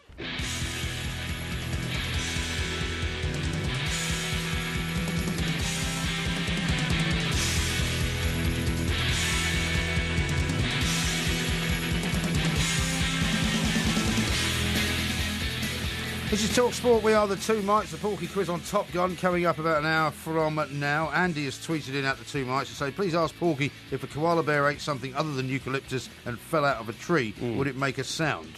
Oh, very funny, yeah. Well, we'll be revisiting that next week, indeed, I think. Yeah. And Steve says, woohoo, Sandra is back. Don't let Porky hog the conversation. No, of course, that as is if I would. Reference to the delightful Sandra Lee, our favourite Australian, who we haven't spoken to for quite some time. Indeed. She's been on her travels, and indeed we've been on a different time slot. So, Sandra, welcome back. Very good morning to you. Good morning, fellows, and thanks for having me back. It's lovely to talk with you. It's great to hear from you again, Sandra. Bring a bit of class and style to the show. Thank you very much indeed. Yes, indeed. Now, you've been on your travels. You were over in New York. Where else did you go? Just to New York City. We were there for 3 whole weeks, which was fantastic. Oh, wow. And had a wonderful time. Caught up with your lovely sister Mari twice, which was fabulous. Yes. I'm heading over there next weekend, actually, funnily enough. So I shall be seeing her and my mother. You probably didn't see my mother in town, did you? No, I didn't get up to Connecticut to see Mummy, unfortunately, but we sent lots of love to her. Yeah, excellent stuff. And what did you make in New York? How's it changed since the last time you were there? Well, it was in the throes of Trump mania. It was just crazy because we arrived right at the time that all the primaries were going on, and the city was sort of, absolutely enthralled by this orange-skinned man. There's no other way to describe him. There's the short-fingered Bulgarian with the incredible orange skin and crazy hair. Yeah, and what did you make of the popularity of the man? I know you're in the wrong part of the United States. It's a very sort of liberal prone area, isn't it? The but Eastern he won the Seaboard. New York primary, didn't he? He did. Yeah. What are they making of him? Well, I was surprised, actually. I thought exactly the same thing that you thought, Mike, that there is such a liberal sort of centre there that he wouldn't have a hope in hell. But he absolutely romped it in, and he was the most popular candidate by far. I mean, it's just defied all expectations. I know, it's quite crazy. Now, talking about politics, of course, let's get back to Australia here, Sandra, because you've got yet another Prime Minister who's decided to go to the country, Malcolm Turnbull, and see whether people like him or not. When are you going to settle down again and have a long-term Premier like John, what's his name, who was for 10 years? John Howard. John Howard. We're all asking the same question because it looks like we're having another election on July 2. The campaign has been announced and was called last Sunday. So we've got one of the longest campaigns in history, in Australian political history. Yeah. 8 weeks is unheard of here. We normally go for about a 4-week campaign and then it's all over Red Rover and we have a new Prime Minister or we stay with the status quo. Mm-hmm. But it's going to be very interesting because while Turnbull came in last year when he ousted the former Prime Minister Tony Abbott after just 2 years. Yes. He was on the honeymoon high period of popularity, and that has all but dissolved in 6 months. It's just incredible. Why is that, By the then? way, sorry to interrupt this incredibly meaningful conversation about Australian politics. I don't know why you're interested. Porky is sniffing out of a bottle. He claims it's eucalyptus because he's had some kind of lung infection, which he's trying to give me. It's true. It's true. Well, so don't. If you can imagine that scene from Airplane where the guy goes, bad day to give up sniffing glue. That's what he looks like. That's right, I do. Yeah. But talking about eucalyptus, of course, Sandra, I was informing old MG here that eucalyptus is the only thing koala bears eat, isn't it? If you give them anything else, they die. They fall out of trees on the heads of visitors and that kind of stuff. I'm not sure on the heads of visitors, but they do primarily eat eucalyptus leaves from the eucalyptus tree. So that's their only source of food, yes. You're right. Yeah, absolutely. And are these koala bears as cuddly and as nice as we all think they are, or are they vicious, nasty little things, who, Well, they're not actually bears, are they? Isn't that the first thing? I don't know. That's right, they're not bears, they're a marsupial. Yeah. Oh, marsupial, big deal, eh? Do you know what that is? So he's becoming more manic with every sniff of this stuff that he's taking. Yeah. Tell us all about... He's like the guy from Blue Velvet. Tell us all about the marsupials. Actually, funny enough, Sandra, I only found out a few days ago from one of my natural history journals that, believe it or not, in this country, in the UK, we've got whole herds of those mini sort of kangaroo-type things bouncing around here. What do you mean, wallabies? Wallabies, yeah. There's loads of them. Oh, that's interesting. Yeah, I mean, how did they get... What do you mean, how did they get here? Well, I always wonder whether they came on... What's the Australian equivalent of the banana boat from the Caribbean? Qantas. Qantas, no. No, it'd be a boat full of New Zealand lamb or something, I suppose. Plenty of... Well, that's usually dead, though. Yeah, I know they are, but I wonder if a couple of the old wallabies have crept on board. Have you got anything sensible to say to Of course I have. I'm just overjoyed that she's talking to us. What do you want to talk to her about, anyway? I don't want to talk to her about anything other than the fact that, we haven't spoken for a while. Well, I tell you what, Sandra, being an animal lover, I did want to ask you about all these poor horses which are getting done in. They're called mumbies. Brumbies. Yeah, Brumbies. That's the other ones, yeah. No, I mean, that's been a big problem, hasn't it? Isn't that the name of a football team as well? I don't know. That is the name of a rugby league team, the Brumbies. It is, indeed. Now, North Queensland Brumbies. Yeah, now I know the Snowy Mountains. They're just outside Sydney, aren't they? And all these poor Brumbies are staggering around there getting shot because they're a nuisance and they've got to be fed, so they've decided to wipe them all out. Isn't that a bit sort of cruel? Look, it is incredibly cruel. However, there's a real problem with the wild brumby in Australia. They reach epidemic proportions, and then every few years there is an authorised cull of them, and sort of legal shooters are allowed to go and kill them. It's the same thing sort of with the kangaroo up in the Northern Territory. Yes. Every few years, the numbers become so vast that something has to be done because they absolutely do destroy the natural habitat. Does that cause a crash? Does that cause a crash in the price of meat across Australia? Because there must be a lot of meat available. Horse meat? Yeah. Well, people don't eat horses. Horse meat here. Oh, no, I meant the kangaroos, really. I thought, you eat kangaroo meat, don't you? Yes, we do. Well, I don't, but my dog does. Oh, your dog, right. Oh, blimey, so it's a delicacy. Have you ever had kangaroo meat? No, I wouldn't eat it. Not if I... Why not? Well, because I think it's cruel to eat a poor little kangaroo. You eat lamb, though? Yeah, but lamb comes from sheep that bounce around in fields, and that kind of stuff. Kangaroos actually bound over the land, and you shouldn't shoot them. Well, I mean, I know they get like giant rodents. Well, the funny thing is, I'll tell you what's become popular in this country again, Sandra, that crazy guy, you know, the madman who goes around picking up little joeys off the road when they're injured. What's his name? Kangaroo I don't know Dundee? who you're talking about. Do you know the guy I'm talking about? No idea who you're talking about. Crocodile Dundee or Steve Irwin. Steve Irwin is Steve Irwin's dead, isn't he? Yeah, he got killed by a stingray, didn't he? Yeah. No, this guy's an Australian guy he started his own kangaroo sort of compound, you know, for damaged kangaroos who get knocked down by cars and all this kind of stuff. And he's known in the TV programme as Kangaroo Dundee, even though his name's not Dundee.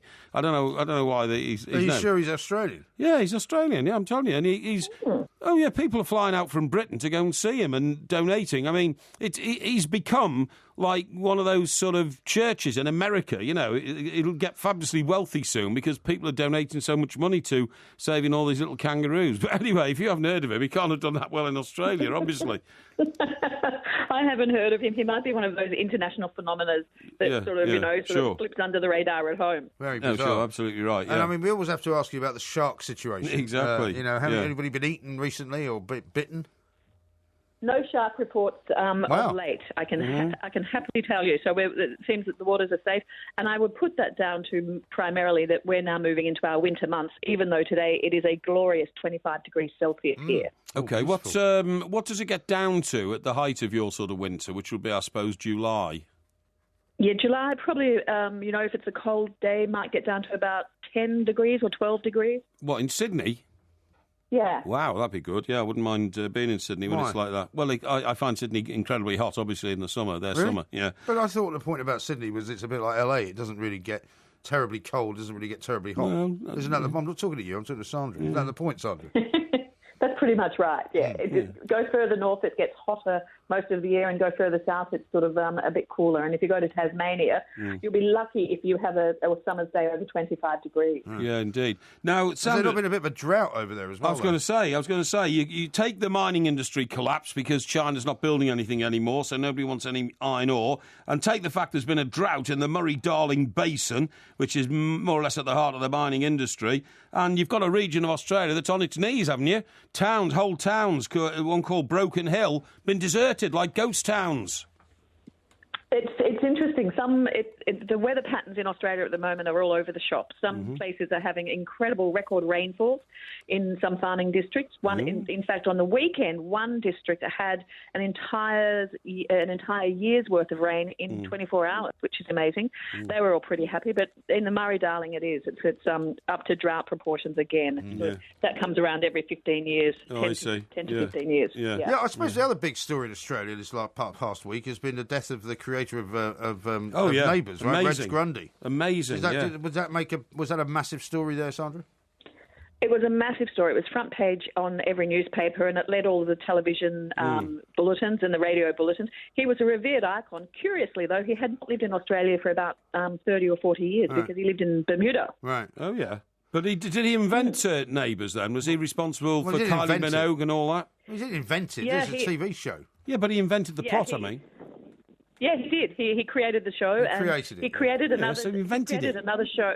He invented it. Yeah, of course he did. Porky thinks you invent things which can't be invented. Yeah, he created a TV show. He didn't invent anything. And apparently, Grundies now is Australian slang for undies, isn't it? Your underpants. That's right. Yeah. Yeah, you reg undies, and you say your grundies or you say you reg it. I know. Yeah, that's amazing. I fancy having a slang word named after you, long time after you're dead. That's amazing. That man's made his mark on life. He really has. We could try and come up with one for Parry, couldn't we? I wonder what Parry could be sort of rhyming slang for. No, I don't think so. No. How about Marry? Barry? Yeah. It could be. I don't know. Maybe maybe people think I look like Prince Harry or something like that. No, you don't, though. Yeah. You don't look anything like Prince Harry. Oh, really? Yeah. Shocking. Right. What do you mean, right? Yeah, go on. Was that it? No. I think he's actually run out of things to say. I haven't run out of things to say. Extraordinary. Haven't run out of things to say at all, Sandra. It's lovely to have I'm just getting the word in my ear, that's all, from the producer. Oh, yeah? What? Shove off? Telling you to wrap it up. Yeah, exactly, yeah. Sandra, delightful to hear from you again, and we'll speak to you soon. Are you coming over this way anytime soon? Actually, we will be over in London next June and July because my parents-in-law are celebrating their 60th wedding anniversary. So we're going to come over to have a big family celebration with them. You're not going to be here on June the 10th, are you? I might be. Why? Well, we're doing a live show at Dingwalls in Camden. Yes. So you should come. No, I think we're talking about... well, if I am, we would definitely come. Are we talking about this year or a year's time? Year's time. Year's time. Oh, a year's time. Yeah. See, this idiot can't even pick up on information. We might be dead by then. Yeah, exactly. Yeah, you might be. If we are doing a live show around that time, we'll get you some tickets as well. Thank you very much. Sandra Lee there, who's coming over in a year and a bit's time. Yes. I never make plans that far ahead, personally. You don't make plans in 10 days' time. Well, I've got plans for this Friday. Yeah, you haven't got any plans for anything. You get bladderated and forget what your plans were. I'm getting the hell away from you for 4 days. Send the children back to America. I'm getting the hell away from you for 4 days. This is Talk Sport.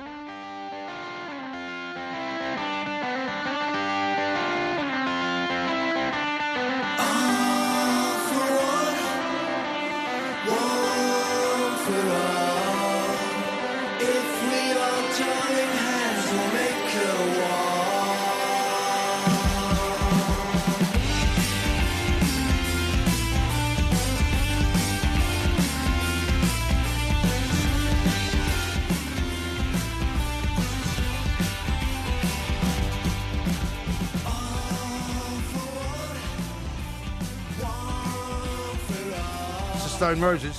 Oh, is that the Stone Roses? Yeah. What, is that their new record? It's their new record. Let me listen.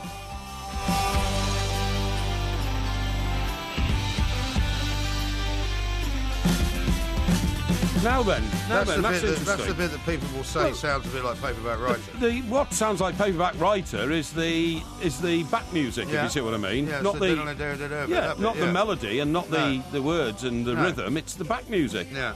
I mean, I'm not an expert on music, but I know that I can tell that. When you've got a tune, you have the front and the back.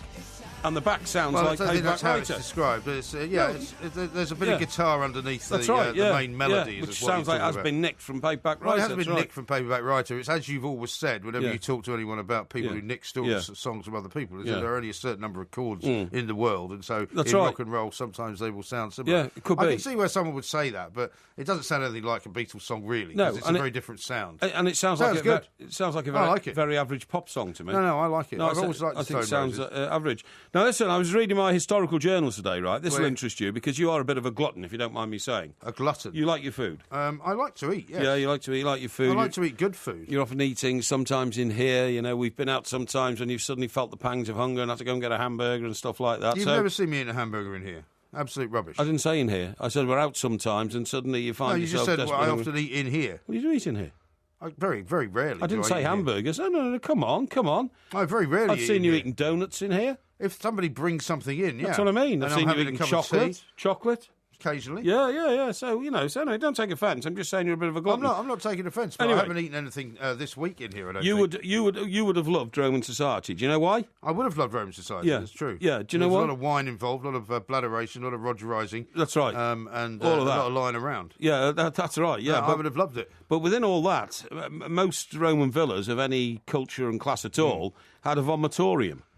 Oh, how disgraceful. I had a special room called the vomitorium. You're one of the people that usually hates to talk about toilet humour of any kind. I hate it. And now you want to talk about vomiting. No, I don't want to talk about that. No, well, I'm going to tell you. There will be people listening who will find it quite disgusting. I totally agree with you. And I was shocked when I read this. But what happens is they used to have these gluttonous feasts, where stuff themselves full of food. Yeah. And then they could excuse themselves and they could go off out of the dining room, go to the vomitorium, where it's a horrible thing to where they could about. Ingest salt water and that kind of stuff, and literally throw up into specially prepared pens. I know it is. And I'm disgusted by this. And then go back to the dining room and start dining all over again. Yeah. I mean, so that was the first form of bulimia, I suppose. Well, I suppose it was, yeah. But it wasn't with the view to losing weight. No, it was with the view to making more room. Yeah, exactly. Yeah. I mean, I certainly wouldn't indulge in that kind of behaviour. One of the things that I do know is when I'm full up, I stop eating. Yes, I totally agree. Yeah. I mean, the Romans introduced an awful lot of good things. I don't think that's one of them, to be honest. They introduced central heating. I mean, one of the reasons the Roman Empire fell and failed was because they became so ridiculously kind of I don't know, vulgar and used to their own kind of excesses. Indulgent. Self-indulgent, yeah. That's true. And that's why they ceased to become a sort of fighting unit. Yes. And they all just started having a very, very good time. Yeah, no, I totally agree with you. I totally agree. It's something really that not enough study's been done on because of the Dark Ages. Funnily the Dark Ages were the 400 years after the Romans left this country. We don't know what happened. Funnily enough, I don't know if we'll ever do it, but there's been lots of people asking us if we'll ever go and do a live show in Bath. And Bath, of course, is one of the places that I love in this country because I went to university there. Sure. And one of the few spas, we were talking about spas earlier on, one of the few spas that's actually got proper spa water in it is one of the hotels down there. Yes. So if we ever do go there, we must go and check that out. Sounds great. Like warm spa water. Sounds great. Listen, I've got some great news for you, by the way. Have you? A giant pelican's turned up in Cornwall. Why is that great news? Sorry, what's your why is that great news? Because nobody's seen one for 3 centuries. A giant pelican? Yeah. Well, how big is it? It's giant. Well, how giant? I've seen plenty of pelicans. Hang on, it's called the Dalmatian pelican. Is it from the Dalmatian Islands? No, it's one of the world's largest birds, and is it just an ordinary pelican? No, it's a huge pelican, a giant pelican. Huge? Eh? How huge? I mean, how huge do you think? Have you ever seen a real pelican? Yes, I have seen loads of real pelicans. Where? In Chile. I saw a load of pelicans. In Chile? Yeah, I went to this little port somewhere in Chile once, and I was sitting on the edge of the port, and all the pelicans flew in, and they lined up like an army, on the quayside, waiting for the fishing boat to come back. Oh, okay. With the fish they threw threw over. I thought it was over. flamingos you saw in Chile. I saw some of them in the Atacama Desert, but this was actually on the coast. But what happened here? It's got an 11-foot wingspan. Yeah. 11-foot wingspan. That's a giant bird. That is a big bird, yeah. But I don't know if that's I suppose that is a bit big, because most of the pelicans that I've ever seen have been in Florida. Yeah. And they're not massive. Yeah, okay. Now, this is called the red-billed giant pelican. Okay. And it's native to Eastern Europe, Russia and Asia. And guess where it was seen? It was seen in Gwythiad in Cornwall. Yeah. Which is near Senna Cove. And I've been to Senna Cove. Senna Cove, I don't know where that is. Senna Cove's just round the corner from St Ives. Oh, is it? It's between... Somebody posted something about St Ives today, because after your conversation about how you can't buy... You see that there's something like a few parking spaces being sold now for something like 150 grand each. Unbelievable. And between St Ives and Land's End is Senna Cove, and that's where the bird has been landing. And it was spotted... by a bird spotter called Joseph Fitzgerald Patrick. Oh, yeah. Because when you're a bird spotter and you see these things, you have to... circulate to everybody with the information on who you are and whether you're qualified. Is there a picture of it? Yeah, there's a picture of it, yeah. Well, is it to scale? Well, it's life size? It's a huge bird, look. Yeah, but I've got a picture of it. Yeah, but you can't tell how big it is, because that's just a picture of it. That's a stock picture. No. That's not a real picture. Of course it is. That's a stock picture. It's 11 foot across, so can't you figure out what 11 feet is? Yeah, but you can't tell if there's not anything to 11 measure. 11 feet, yeah, right. You can't measure a picture of a bird if it's not next to anything. Hang on. You could be a small bird. Well, imagine it. 11 feet is twice the height of you. That's not my point. Right? No, that's not my point. So if you think about that and lie down on the floor... No, 11 feet is twice the height of you. No, it's twice the height of you. What's 5.5 feet? Hey? What's 5.5 feet? 5 foot 6 inches. 5 foot 6 inches, right, which is about your height. No, it's not. Yeah, you idiot. Well, how high are you then? 5 foot 8 3/4. 8 3/4? Yes. Really? Yes. What are you, Adrian Mole? No. My point is that if you have a picture of something, this is where you fail to understand everything about a printed word. You have a picture of something, but there's nothing to put next to it in order to show the scale, then you have no idea how big it is. You only do that if you say, a miniature bus or a miniature bird or a miniature bus. A miniature model. People sell these dinky models that say, cost 8,000 quid, and you have to put it alongside something to compare its scale. Yeah. But nobody needs a comparative object alongside a bird with 11 foot actually you do. wing wide span. Well, actually... 11 foot wide wing wingspan. wide span. Yeah. No, actually you do. Now, how about this? I've got a couple of suggestions for what your name could be used for. Right. Matty says, how about the word for Parry could be doolally? That's what he is half the time. It's a bit harsh. And then Danny says Parry could be the new on your Larry, meaning on your own. Coincidence, eh?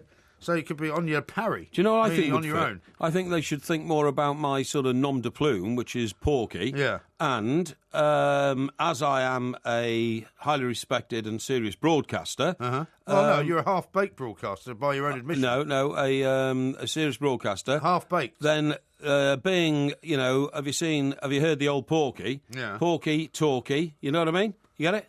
Get it? No, I don't get it. Well, Porky Talky, you know, that's what you could call my show, really, the Porky Talky. You haven't got a show. Well, you know, when I... You only appear on other people's shows. Well, yeah, you know what I mean, yeah. I mean, you call it our show, then. You could call it... Oh, our show? You could call it... You could call it, you know... You could call it the Two Mics, which is what it is. Yeah, or you could call it Porky Talky and MG, you know what I mean? You could do, but... Because that's got a bit more flair to it. No, I don't think it has. You know That's what I why mean? they never put you in charge of anything, because you're useless at that kind of stuff. Don't you realise how traumatised I am sometimes about being confused with you?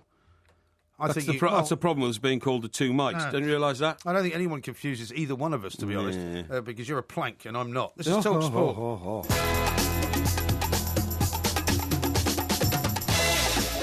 This is Talk Sport. We are the Two Mics, and of course there will be a podcast available coming out a little bit later on this morning. Sean in Leeds says, MG, please tell Porky that a vomitorium was part of Roman theatre and nothing to do with being sick. That's what happens at Goodison Park these days. What? He says, great show, good to have you both back. And then this has been sent in as well by somebody, I'll give you a name in a second. A vomitorium is a passage situated below or behind a tier of seats in an amphitheatre or a stadium through which big crowds can exit rapidly at the end of a performance. Yes. They can also be pathways for actors to enter and leave the stage. And it derives from the verb vomo and vomere, to spew forth in ancient Roman architecture. So it's nothing to do with throwing up. Well, you complete hang on. Spew up is that's from Richard, by the way. Thank you, Richard. A word largely connected with that sort of thing. It seems like you've got that completely wrong as well. You've got a lot of stuff round your ears this week. Well, no, I don't think so, mate. No, what was I going to tell you about? I was going to tell you about the Discovery, right? Because we're talking about now. Top Gun is the what's the problem? Somebody else has sent a picture of a giant pelican in. Yeah, right. Yeah, in a local Gosport theme park. No, that's not in Gosport, is it? It's seen in local Gosport roof garden. Really? Yeah. Is this what broke the bird bath? No, well, it's not mine. Don't worry about that. That looks like somewhere else. No, now listen. So Top Gun is all about aviators, pilots. Certainly is. Okay, they call themselves aviators because they fly off the decks of US aircraft carriers. I guess so, yeah. But they are in fact pilots, right? Yeah. I can't say too much, obviously, in case some of this conversation impinges upon some of the questions. No, I'm just giving you the link. I'm just taking delivery of the questions even as we speak. I'm just giving you the link. What's happened is that of course the RAF and the British Navy got rid of all their Harrier jump jets, didn't they? Well, they had to, because we haven't got any carriers anymore. Where'd you put them? We got rid of the planes a long time before we got rid of the ships, by the way. So we had all these aircraft carriers steaming around the world. Haven't we got a new aircraft carrier being built that doesn't have any planes? We've got two. Yeah. We've got the USS Prince of Wales. Sorry, I beg your pardon. The HMS Prince of Wales. Yeah. And we've got the new, what's it called? You know, it's the traditional name for an aircraft carrier in this country. Ark Royal. The Ark Royal, absolutely right, yeah. So, no, sorry, that's wrong. One's called the Queen Elizabeth. Right. The other one was due to be called the Prince Wales, but they decided it should be called the Ark Royal. Oh. Okay? So there is an Ark Royal. There is an Ark Royal, so it's not wrong, then? The Prince of Wales is the wrong one. Now then, what I was going to say is... the reason I'm confusing people. Yeah, I know. The reason I'm telling you all this is because I also... get journals from auction houses, right? Oh, dear. You know, for memorabilia and all that kind of stuff. In case you want to put your bids in. Yeah, have you ever that's bought right, anything in an auction by telephone? No. Have you ever bought anything in an auction, period? No, I haven't, no. Haven't you? Well, apart from property, you know, you can buy property at auctions. What, when you go to when people's houses have been repossessed? Yes, that's right, yeah. That's when you go, is it? Yeah, absolutely, That's typically you. Well, no, I mean... You take advantage of somebody else's misfortune. Well, I mean, somebody does, so I thought I might as well myself. You know, some poor guy can't pay the mortgage and he has to sort of bail out and go and live in a tent somewhere. Your lifestyle That's not my fault. Shocking. It's not... You prey on the on the unlucky in life. No.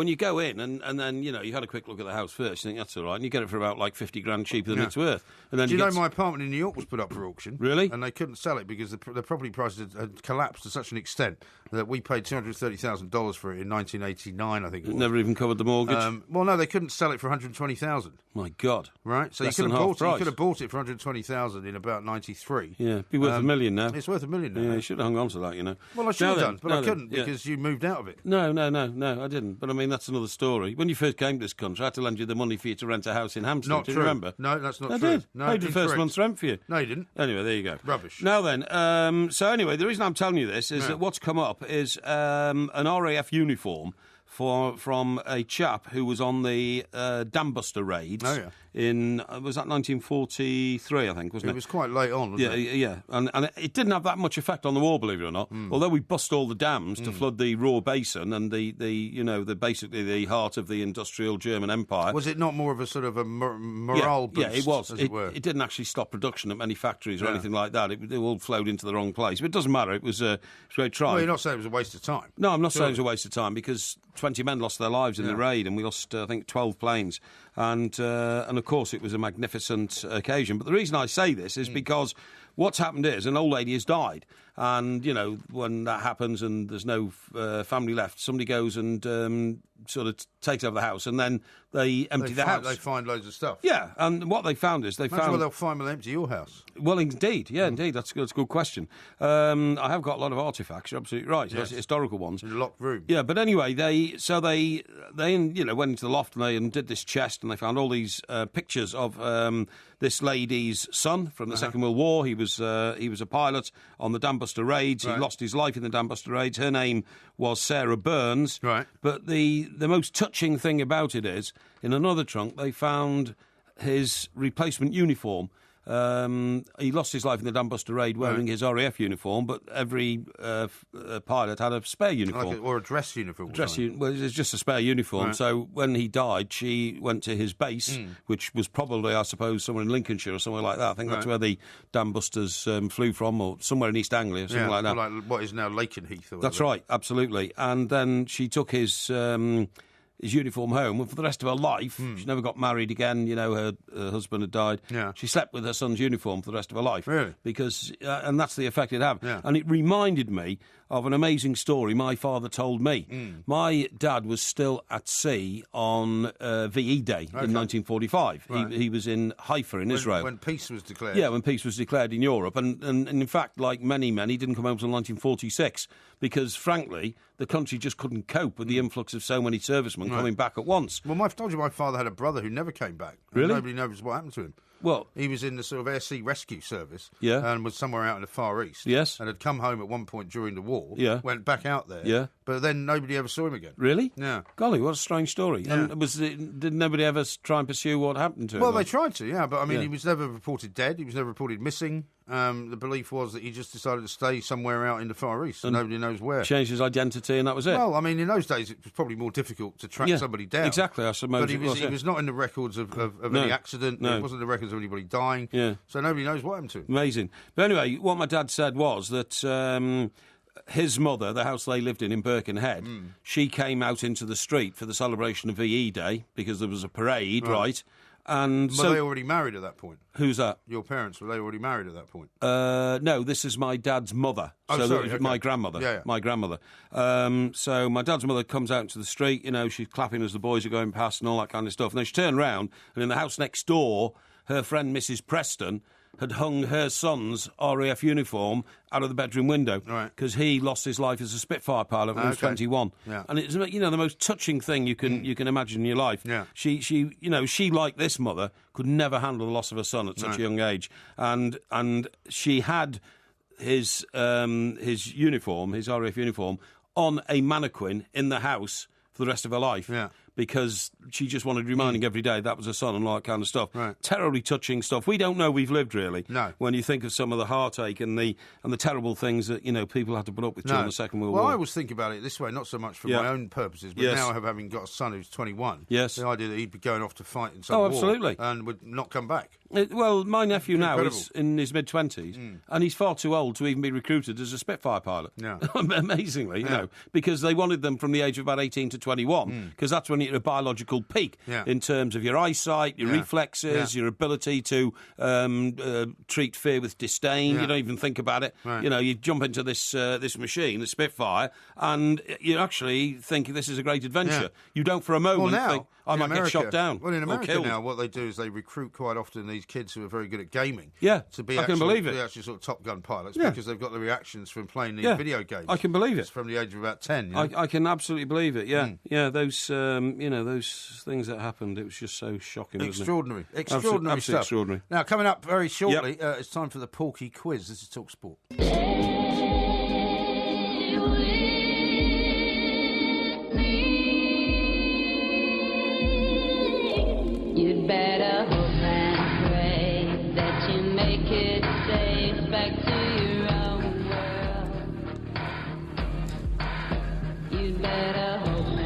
Now, you know we've got to do the old predictions at some point in this hour as well. I don't know if you want to do those yet. Yeah, we'll do them in a second. Well, I'll do them in a second. Do you know what that music was? It's a bit of Shakespeare's Sister. Shakespeare's Sister, yeah, pretty good that. Do you know why? You like Shakespeare's Sister? Not bad. Yeah. Not bad. Now, I'm more interested in Shakespeare because, look, what I've come across is... he had a sister, did he? What? Did he have a sister? Who? Shakespeare? No. You sure? Certain. Was he an only child? Yes. Are you certain about Definitely. that? Yeah. I don't know. Yeah.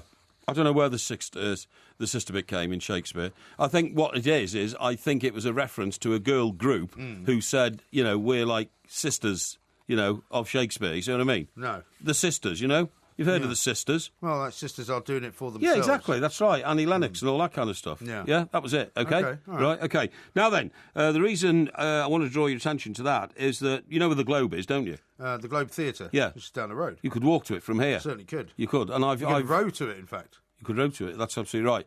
I've actually... I've not been inside it. Oh, I have. I've attended functions there. Yeah, but for a theatre production, I mean. I attended... It doesn't count if you just go there for a glass of wine. Excuse me. I attended a function there with Sir Geoff Hurst. Oh, did you? Yes. Was there a vomitorium?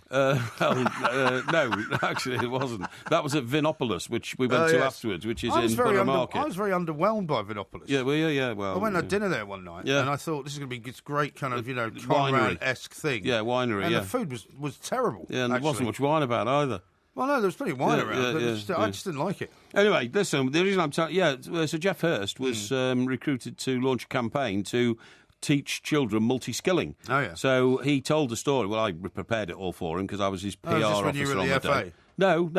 It was well, he was recruited. He recruited me to help him out with this. Oh right. I had been at the FA. That's where I met him. Thing. Yeah, but I was. Well, so having seen you work at the FA, yes. Despite that, he still wanted you to work for him. Oh, I was so good at what I did. He was very happy to call me up, and he said, "Hi, Mike. It's Geoff here," because that's how we call each other, Geoff and Mike. You know what I mean? Yeah. And well, you don't go. Yes, Your Honour. Yes, Your Liege, my liege, or Sir. No. Or my Lord. No, not at all. Because that's what you normally do when you encounter anyone with a title. No. And anyway, he said, look, they've got me, I think it was like a sponsored thing from some company that Geoff was an ambassador for. You see what I mean? Okay. In fact, it was, and I know the company, but I won't say what it was. No, I think I know as well. Yeah, exactly. Surprisingly, I did it at the Globe. Yeah, so we go along there, and he, I said, well, what do you want to say to him? He said, well, I don't know really. And I said, well, let's see if we can find a story. So we did. So Geoff, who of course is famous for scoring, the only man ever to score a hat trick in the final of a World Cup, has a grandson, and his grandson had gone to his mum and dad. That's Geoff's daughter and son-in-law, and said he wanted to start playing the saxophone. At the age of sort of 8 or something like that. And they were aghast and said, well, your grandfather's Sir Geoff Hurst, you should be playing football. Yeah. But he said no. He said, I encouraged it. The lad didn't want to go out and play football. He wanted to play a musical instrument. I'm all for it. And so it was a great story, really, you know what I mean? Which I sort of put together. So you made this up, did you?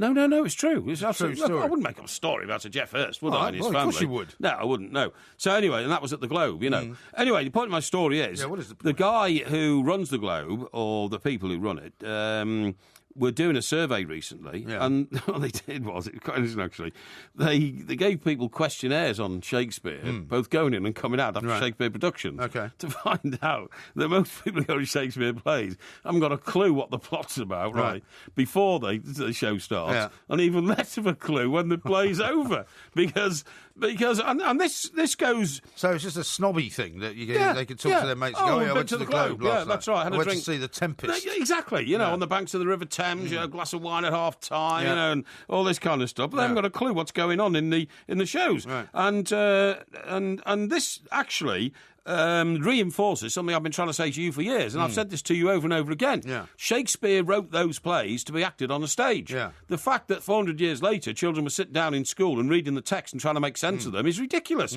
They weren't meant to be read. They were meant to be acted out and performed. But surely if you go and see the play, you should have a pretty good understanding of what it's about. Well, I can't understand Shakespeare's plays. That doesn't surprise me. I mean, I know what the plot of Macbeth is, and I know what the plot of King Lear is, but I do not know what the plot of Two Gentlemen of Verona is, right? So if I went to see Two Gentlemen of Verona, I'd sit there mystified for 2.5 hours. I'd get an aching pain in my backside. Maybe. I'd need a load of Pinot Grigio to sit through a 2.5-hour Shakespeare production, and I wouldn't have a clue, because unless you speak medieval English and unless you can double think... If I was going to a play, though, I would read up about it before I went, so that you had an idea of what was going to happen. Well, yes, but I think that's cheating. Why would you do that? I've thought about that, but I thought, no, that's cheating, because what you're doing there is you are taking away the challenge of trying to interpret what's going on the stage. Really? You see what I mean? Yeah. But unless you speak medieval English, unless you can think like the bard used to think, unless you're aware of attitudes and actions in the Middle Ages, which are displayed on the stage through the text, but which you don't know what they're going on about, you haven't got a hope in hell. Well, that depends as well, does it not, whether the production is in modern-day English, which is sometimes what they are. Yeah, but most of them... when you go and see Baz Luhrmann's Romeo and Juliet, which has got nothing to do with Shakespeare, really, apart from the fact that he's taken the story and turned it into something else. Yeah, but mostly they stick to the Shakespeare script, don't they, hey? Well, not always, no. Not always, because there's always people trying to reinterpret it and put it into something which is perhaps more understandable, which is no bad thing. The other thing that this survey showed is that during the performance, because everybody has to pretend they know what's going on, that you keep your eye on the theatre goers to your left and right and in front of you. When they start laughing, you start laughing. Yeah, but you see, that's the kind of thing you would do. I wouldn't do that. That was a funny joke, but you don't even realise it's a joke. No, see, I wouldn't do that. What? I wouldn't pretend that I knew something that I didn't know. No, neither would I. Yeah, you do. You make an entire life out of it. No, I don't. And the other thing, apparently, I talked about the half-time break. At the half-time break, you might meet somebody who really is a sort of student of Shakespeare, standing in the corner, you're talking to them, and they're asking you which are the best parts of the first half. Yes. What did you like about Act 2? And you stand there, like, literally... speechless, because you haven't got a clue what you've been watching. Well, you'd just bluff your way through, wouldn't you? Well, of course I would, yeah. But, I mean, most people don't have the elasticity of thought that I have to be able to cope with a situation like that. You see what I mean? So, now, do you know what we haven't done? What Apart from the fact that we haven't done the old predicting. Yeah. We also haven't done listography for the day. No, we haven't done listography, no. Shall I read out some of the things that we've got here so far? Here's one from Steve. It says, name your 3 best ever newspaper headlines. Right. Here's one from Ernie. Would you consider doing listography in your 3 favourite stories in your newspaper careers that you feel were significant? Right. Top 3 favourite listographies. That's a bit kind of cannibalistic. Yeah. Let's see what else we've got here.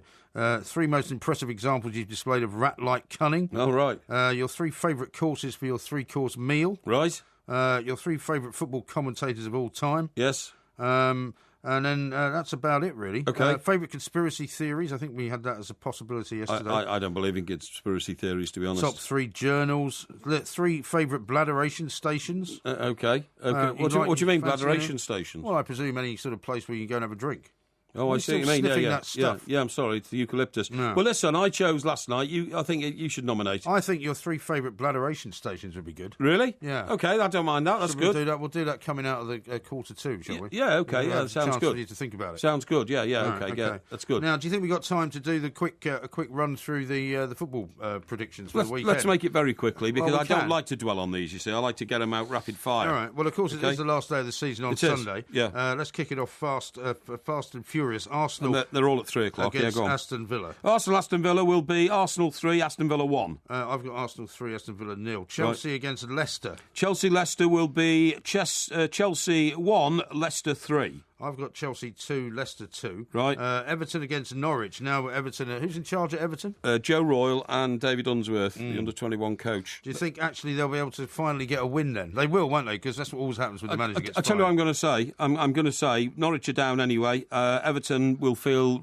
shackles released. Everton 4, Norwich 1. 4-1? Yes. I'm going to say 2-1. I'm going to hope that we're going to end the season on a high. Now, Man United, Bournemouth. Now, Man United have to win if they've got any chance of getting into the top 4. So because they have to win, I'm going to say they're not going to. Oh, I can't see them doing anything but winning. 3-1. I'm going to say 1-1. Okay. Newcastle against Tottenham. Newcastle already down. Yep. Tottenham want to win because they need to stay above Arsenal. Yeah.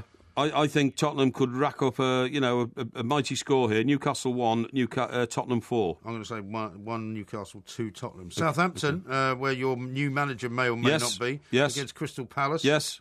Southampton 2, Palace 0. Palace have got the cup final to contend with the week after. It's still on the pop. I'm saying that on the pop. Southampton 2, Crystal Palace 1, I'll say. Stoke against West Ham. Yep. I'd say, go on, you go first. Stoke 1, West Ham 2. Yeah, I'm going to go. We're getting almost similar ones here. Okay. Swansea against Manchester City. Now, City will want to win this, but it's tricky, isn't it? Because they're terrible away from home. Yes. I'm going to say Swansea are going to win this. Well, funny enough, so am I, 2-0. I'm going to say 2-1. Okay. And Watford against Sunderland. Sunderland already safe. Yeah. I think Sunderland will roll on. They've got momentum now. Watford... you're right. Yeah, Watford are okay. 2-2. I say Watford are going to win it 2-1. Right. And then finally, West Bromwich Albion, where you say Tony Pulis may not be staying, against Liverpool. Yeah, I think Liverpool might just expire, on this one because they've got Euro final to come to. So I'm going to say West Brom 2, Liverpool 1. I'm going to say West Brom 1, Liverpool 2. Okay. Just for a change. Yep. All right, so that's done. Oh, hang on, I've submitted them without putting my favourite bits in. Right, okay. So you do all that and I'll submit yours for you. Yes, okay. But if all goes well, you will maybe get yourself... I'll see if you can creep up the league here a little bit. Yes. It's a mini-league at the moment. Yes. I've got I'm in 16th position, which is pretty mid-table. Yep. You've actually moved up to 20th. Right. So you're 5th from bottom. So you're not getting relegated. Good. You're just above Mark Saggers and below Mickey Quinn. Really? Good place for you. Indeed. This is Talk Sport. The Porky Quiz is next.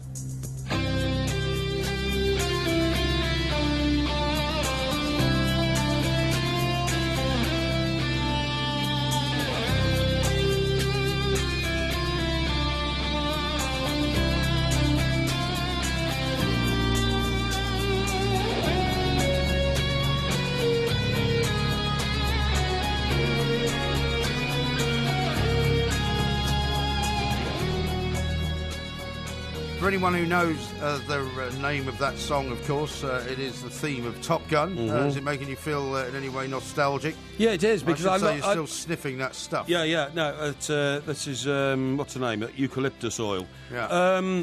I love the start of the film. That's the thing that most attracted me to it, really. I think seeing these fighter aircraft, coming down onto the deck of the USS Enterprise and that sort of stuff, and the thing comes up on the start, which tells you where you are and all that kind of stuff, and then the flying sequence where he brings down his mate who's had a nervous breakdown. It's all brilliant stuff. Okay. Well, the quiz, of course, is about Top Gun. Yes. This is the 30th anniversary. Yes. As ever, if you get a correct. Sorry, I should say that again. If you get a question correct, you'll hear this sound. I feel the need for speed. If you get one wrong, you'll hear this sound. I don't like you because you're dangerous. Okay. Sound familiar? That's Val Kilmer. You ready for question 1? I am. Have a listen to this.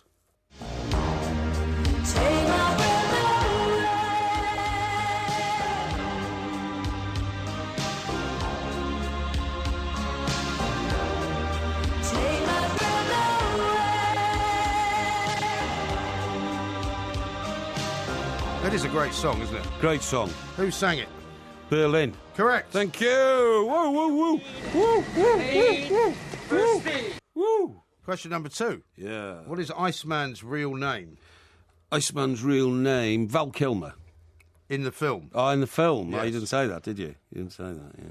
Well, no, Iceman doesn't have a real name. Right. Iceman's real name in the film. In the film. Yes. So what we're talking about here is what is Val Kilmer's name in the film? So who is Val Kilmer playing in the film? That's what we're talking about here. So, for instance, he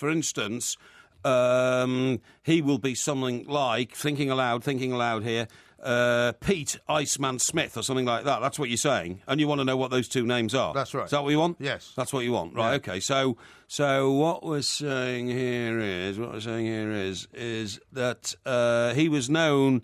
now, hang on. His real name was never given in the film. It was never given in the film. You'd have to have read the synopsis. It was never given in the film. Yes, it was given in the film. And we're only concentrating on the film. No, it was given in the film. No, it wasn't given in the film. It is given in the film. No, he was only ever known as Iceman. Do you know it or not? It was something like his surname, I think, was Kransky. Incorrect. No. What is it? His name was, according to my notes here, Tom Iceman Kazansky. I told it. No, I told you. Wrong. Kazansky. No, you didn't get it right. Kazansky. No, doesn't matter. No, I did get it. You said Kansky and you didn't give us a first name. What's his first? What did you say? Tom Kazansky. I said Kazansky. No, you didn't. I did. No, you didn't. I did. Question number 3. I demanded the playback on that. You want to prove? All right. You want to play back to what you said? Yes. Can we play back what he said?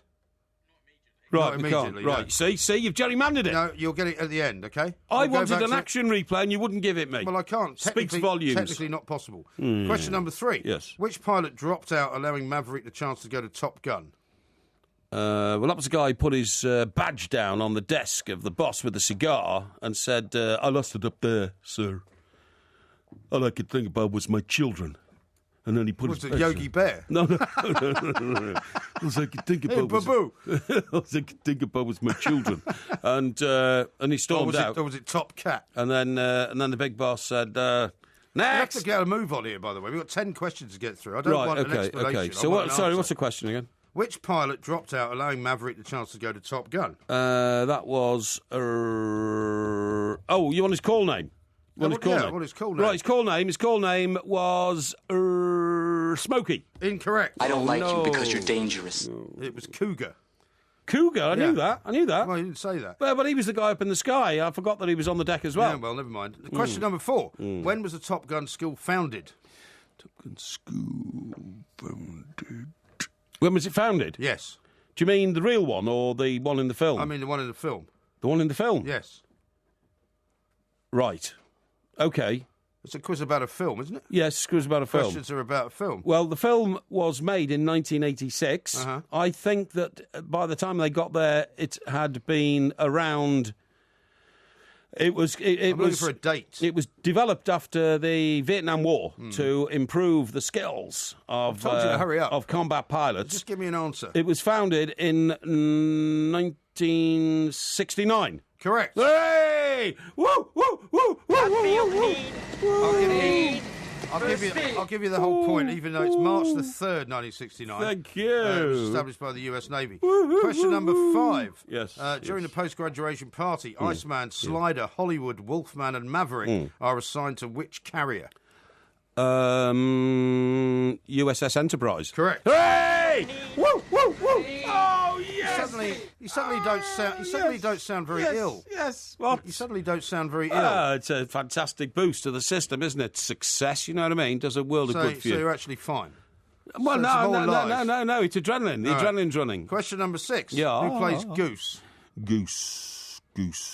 Now, poor old Goose got his head bashed in on the canopy of his plane when he ejected after he went into a spin. I can't have any more of these stories. Yeah. I need an answer because we're running out of time. So what's the question? Who plays Goose? I need the name of an actor. Name of the actor? Yes. That was Pete Tomlinson. Incorrect. No. I don't like you because you're It dangerous. was Anthony Edwards. What? Anthony Edwards. He wasn't Goose. Yes, he was. Question number 7. No, he wasn't. Question number 7. Anthony Edwards was the instructor. He was Goose. Question number 7. What motorbike did Maverick ride in the film? A big one. No, I was thinking aloud. Hang on. What motorbike did he ride in the film as he burnt up to Miramar? Yeah, hurry up. And waved with his right arm. Hurry up. It was a Harley Davidson. Incorrect. No! I don't like you because you're dangerous. It was a Kawasaki Ninja. Kawasaki Question number Ninja. 8. What was the Was he a inspiration? Ninja Turtle? He was a pilot, not a Ninja Turtle warrior. What was the inspiration for the film? The inspiration for the film was an article on the US Navy's top pilots in a magazine called California in 1983. Correct. Hooray! Woo, woo, woo, woo! Question number 9. Name the producers of the film. Bruckheimer was the second producer. His first name? Jerry. Yeah. Jerry Bruckheimer was the producer, and the first guy was a guy called Donald. Thinking aloud. You sure about that? It was Jerry Bruckheimer. You can only get half a point if you only get one of them. Jerry Bruckheimer and Donald. I'm sure it was Donald Nelson. Donald Nelson. Yes. Incorrect. No. I'll give you I half don't a like point you for because Bruckheimer. What was Question number 10. Who was the other guy? Don Simpson. I told you it was Donald. Well, you don't get a point for that. Oh, come on, I do. No, you don't. You I get his name do. wrong. I said it was Don. You don't get a name for... You have to get both names correct. Don is short for Donald. Well, so you didn't get his last name. What was his last name? Simpson. And what did I say? You said something else. I said very close to Simpson. They're very close I did. to Simpson I doesn't cut did. it. Question number 10. Yeah. How did Maverick's father die? Maverick's father died in the Korean War, okay? He was a pilot himself, a naval aviator, and he died in combat. In the Korean War. In the Korean War. Incorrect. No, the Vietnam War. Sorry, it was the Vietnam. It was the Vietnam War. No, you said the Korean War. It was the Vietnam War. You said the Korean War. How did he die? You said you died in the Korean War. I didn't. I was thinking aloud. You kept rushing me. You kept rushing me. Because you've been taking so much time. It was the Vietnam War. It was the Vietnam War. Well, you can't say no. It's done. You've already given the wrong answer. He died in combat. That's right, isn't it? You got 4.5. Hang on. He died in combat, right? He was shot down in the Vietnam War. Yeah, well, died in combat is at least half a point. And then I said in the war. I can't give it to you. I got 5.5. I can't give it to you. You got 4.5. You're a scumbag. All right, I'll tell you what. You're cheating me. All right, in order to get an extra half a point, you want to answer a bonus question. Yes. You want to answer a bonus question? Yes. For 4.5? Yes. For 5, you mean? To get from 4.5 to 5. Yes. All right, I'll give you a bonus question, okay. which is one that came in actually very, very late on. Okay. This one says, yes. Which famous actor plays a cameo role in a scene at the end of the film after the dogfight? Cameo role, famous actor. I think it was Robert Redford. Incorrect. No! I don't like you because you're dangerous. Tim Robbins. I've never heard of him. You've never heard of Tim Who's Robbins? Tim Robbins? Used to be married to Susan Sarandon. So what? Half bay. Yeah, well, don't regard him as a leading actor. You can have 4.5 bakes. out of 10. I got at least 5 because I said. No, I just asked you if you would be willing to take an extra question to get the extra half. Father was killed in combat. You didn't get it. And I got the Vietnam War eventually. Well, yeah, but after you'd already told us the Korean War. I was thinking aloud on the Korean War. Just stop complaining. You should be happy with 4.5. I predicted 4. I thought it was brilliant. So you've done better than I expected. I think I did brilliantly. 4.5 out of 10. That's his favourite film. Yeah. Next week as well. Absolutely. So the nominations for this one have been decided to be your 3 favourite bladderation stations. Excellent. Which are 3 basically great places you've had to drink. Yep. Difficult to come down to 3. Sure. It is very difficult. I've written down a dozen already. Have you? Yeah, I'll tell you my 3. Okay. First of all, the Pirates Pub, which is on a crop of rock in the British Virgin Islands. Ah, yes. Just You've off told Necker. us about that before, it's beautiful. I mean, it is literally a crop of rock. You get a boat over there, a Boston whaler. Yeah. There's a little jetty that you get onto, and then the pub has got this fantastic jukebox in it, playing 80s and 90s records, right? It's where I first heard... Do you think it's still there? It's been converted into a restaurant, but they've still left a bit of the pub on the edge, if you see what I mean. Right. But I'm not surprised it's a very expensive restaurant anymore. It's a very expensive part of the world, you know. Yeah. I was amazed it lasted so long, but it is still there. It's still called the Pirates Pub. Right. So that's my first one. Idyllic, you know. The way I sorted out my 3 favourites was to say, right, if I could get on a plane and go to anywhere in the world, where would I go? So Pirates Pub is one. Okay. The second one is a pub I used when I worked on the Birmingham Evening Mail. I lived in Redditch, and it was on the Worcestershire-Warwickshire border, and it's called the Washford Mill. Okay. And it is an old mill converted into a pub. And the great feature there is it's got a glass floor over the the water mill that turns the water and rushes under the pub. Okay. It's a beautiful pub, and it's just between Studley and Redditch. It's called and you think that's still there as well? It's definitely still there. I called in there about a year ago when I was coming back for an Everton game. Right. So, and I've been there a number of times over the years since I left. So that's the Pirates Pub. And my third one is the Yankee Peddler. Okay. I don't know if you ever came there with me, but it's... The Yankee Peddler. Sounds familiar. Just outside Waterbury in Connecticut. Yes. You know where Ivor lives? Yeah. Well, whenever I went up and picked up Ivor, before we even settled into the house, we'd go off down to the Yankee Peddler. And if you remember it, it's a colonial pub, white clapperboard, but a roaring log fire in the middle, right?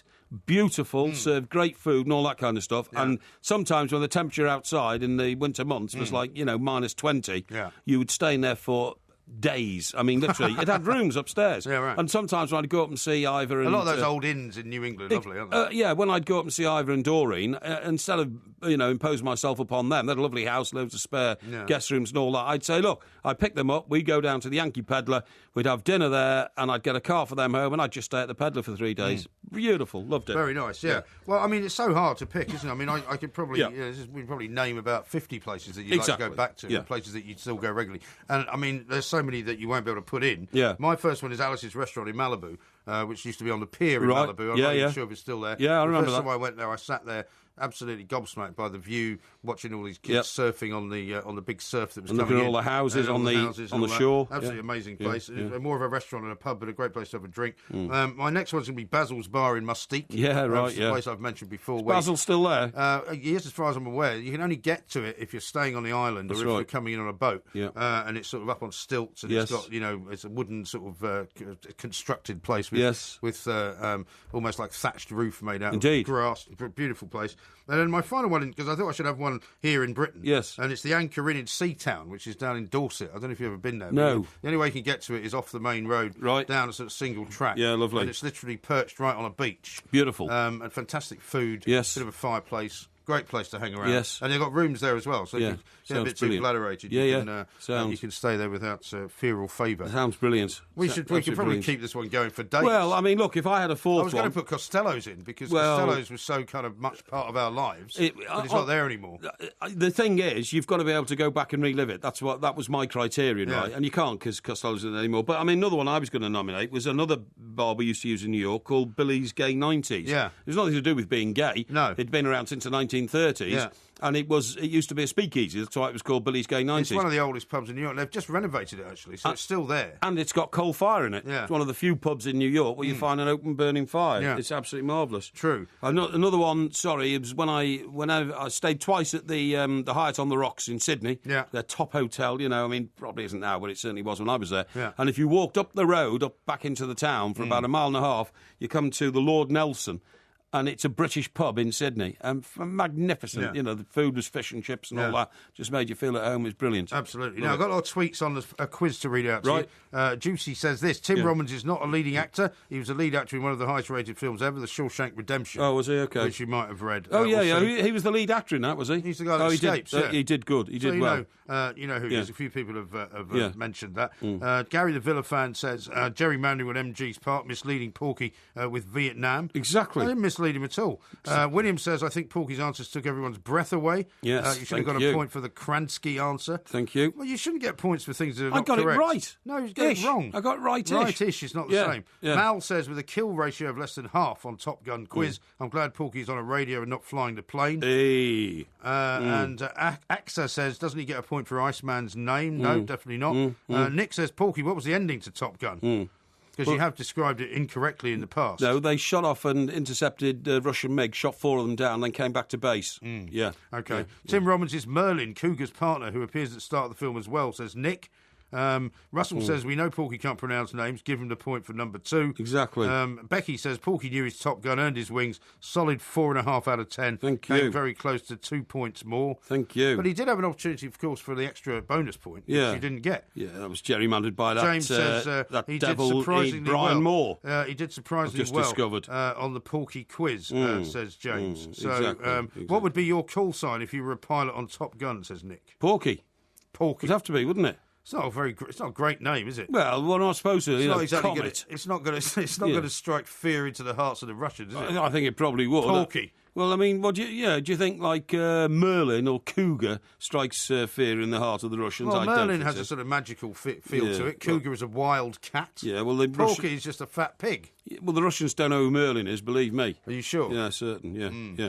Now, right. So apart from being back on the radio on Saturday, yes. I hope you're going to have a quiet weekend. Because Quiet-ish. what you need to do is to recover your sanity and your health, basically. What I have to say is I don't see you sniffing any more of that eucalyptus. I got through tonight's show without coughing once. I think I coughed once, actually, but that was only a small cough. Which proves, once again, there's nothing wrong with you. No, it doesn't. And you've just been playing the part. I think you should inform the listeners that we have sat in a very warm studio tonight because I insisted on having the air conditioning turned off. And though I hate warm studios and prefer cold studios, I hate them as well. I decided...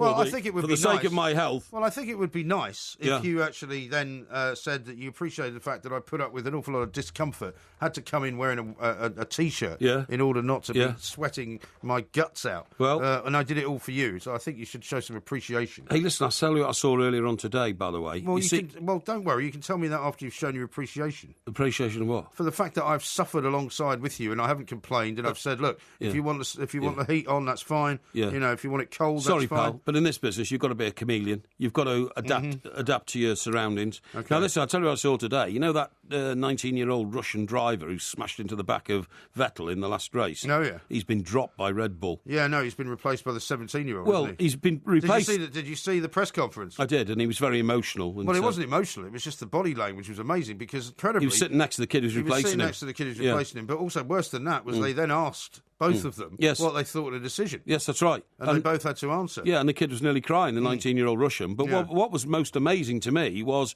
the 19-year-old looked young enough, and he's been booted out by Red Bull. The one they've taken on is 17, isn't Max Verstappen. Verstappen. Well, when he started racing in Formula 1, he didn't even have a licence to drive a normal car. I was about to say, he looks about 14, right?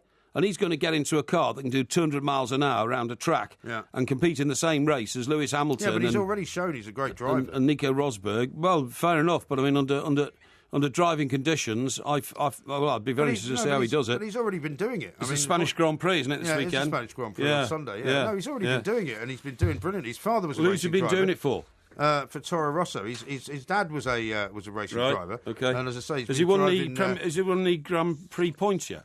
I don't know if he's won any points. I think he might have done. Yeah. But he's certainly been, showing his mettle. And he was driving last year. Yeah. In the Grand Prix. The Russian kid had to go. He's reckless, driving into the back of people and all that. They also asked your man Lewis Hamilton what he thought of the decision. He was sitting behind them. Yes. And he was just like, well, how can you ask me a question like that? He said, well, what's it got to if do it was with up to me, I wouldn't have made that decision. So he's already now made an enemy of Verstappen, right? Okay, who will be racing against him this weekend. Yeah, but he might have made a friend of the Russian guy by defending him. Yeah, but he's not in the race. No, that's true. Yeah, so you think Verstappen might drive into Lewis Hamilton? You never know. You never know. Don't forget to follow the Two Mikes at the Two Mikes on Twitter and on YouTube. Just look for Two Mikes TV. Dog breath can be a big problem, says a new report, especially if you're a dog. Well, bad breath can be a terrible problem if you're a human as well. Yeah, it can, A lot of people have bad breath. Well, that's true. Kate Adie had very bad breath. I never got that close to her, to be honest. No, I know, not even in court. No, I accused her of a few things, but I never got close to her. That was Stevie Wonder, a terrific musician, still alive, of course, unlike Prince, who's not. Right. Just thought I'd point that out, actually. Yeah, thanks. But I don't think anyone's confused the two any time recently. No, that's right.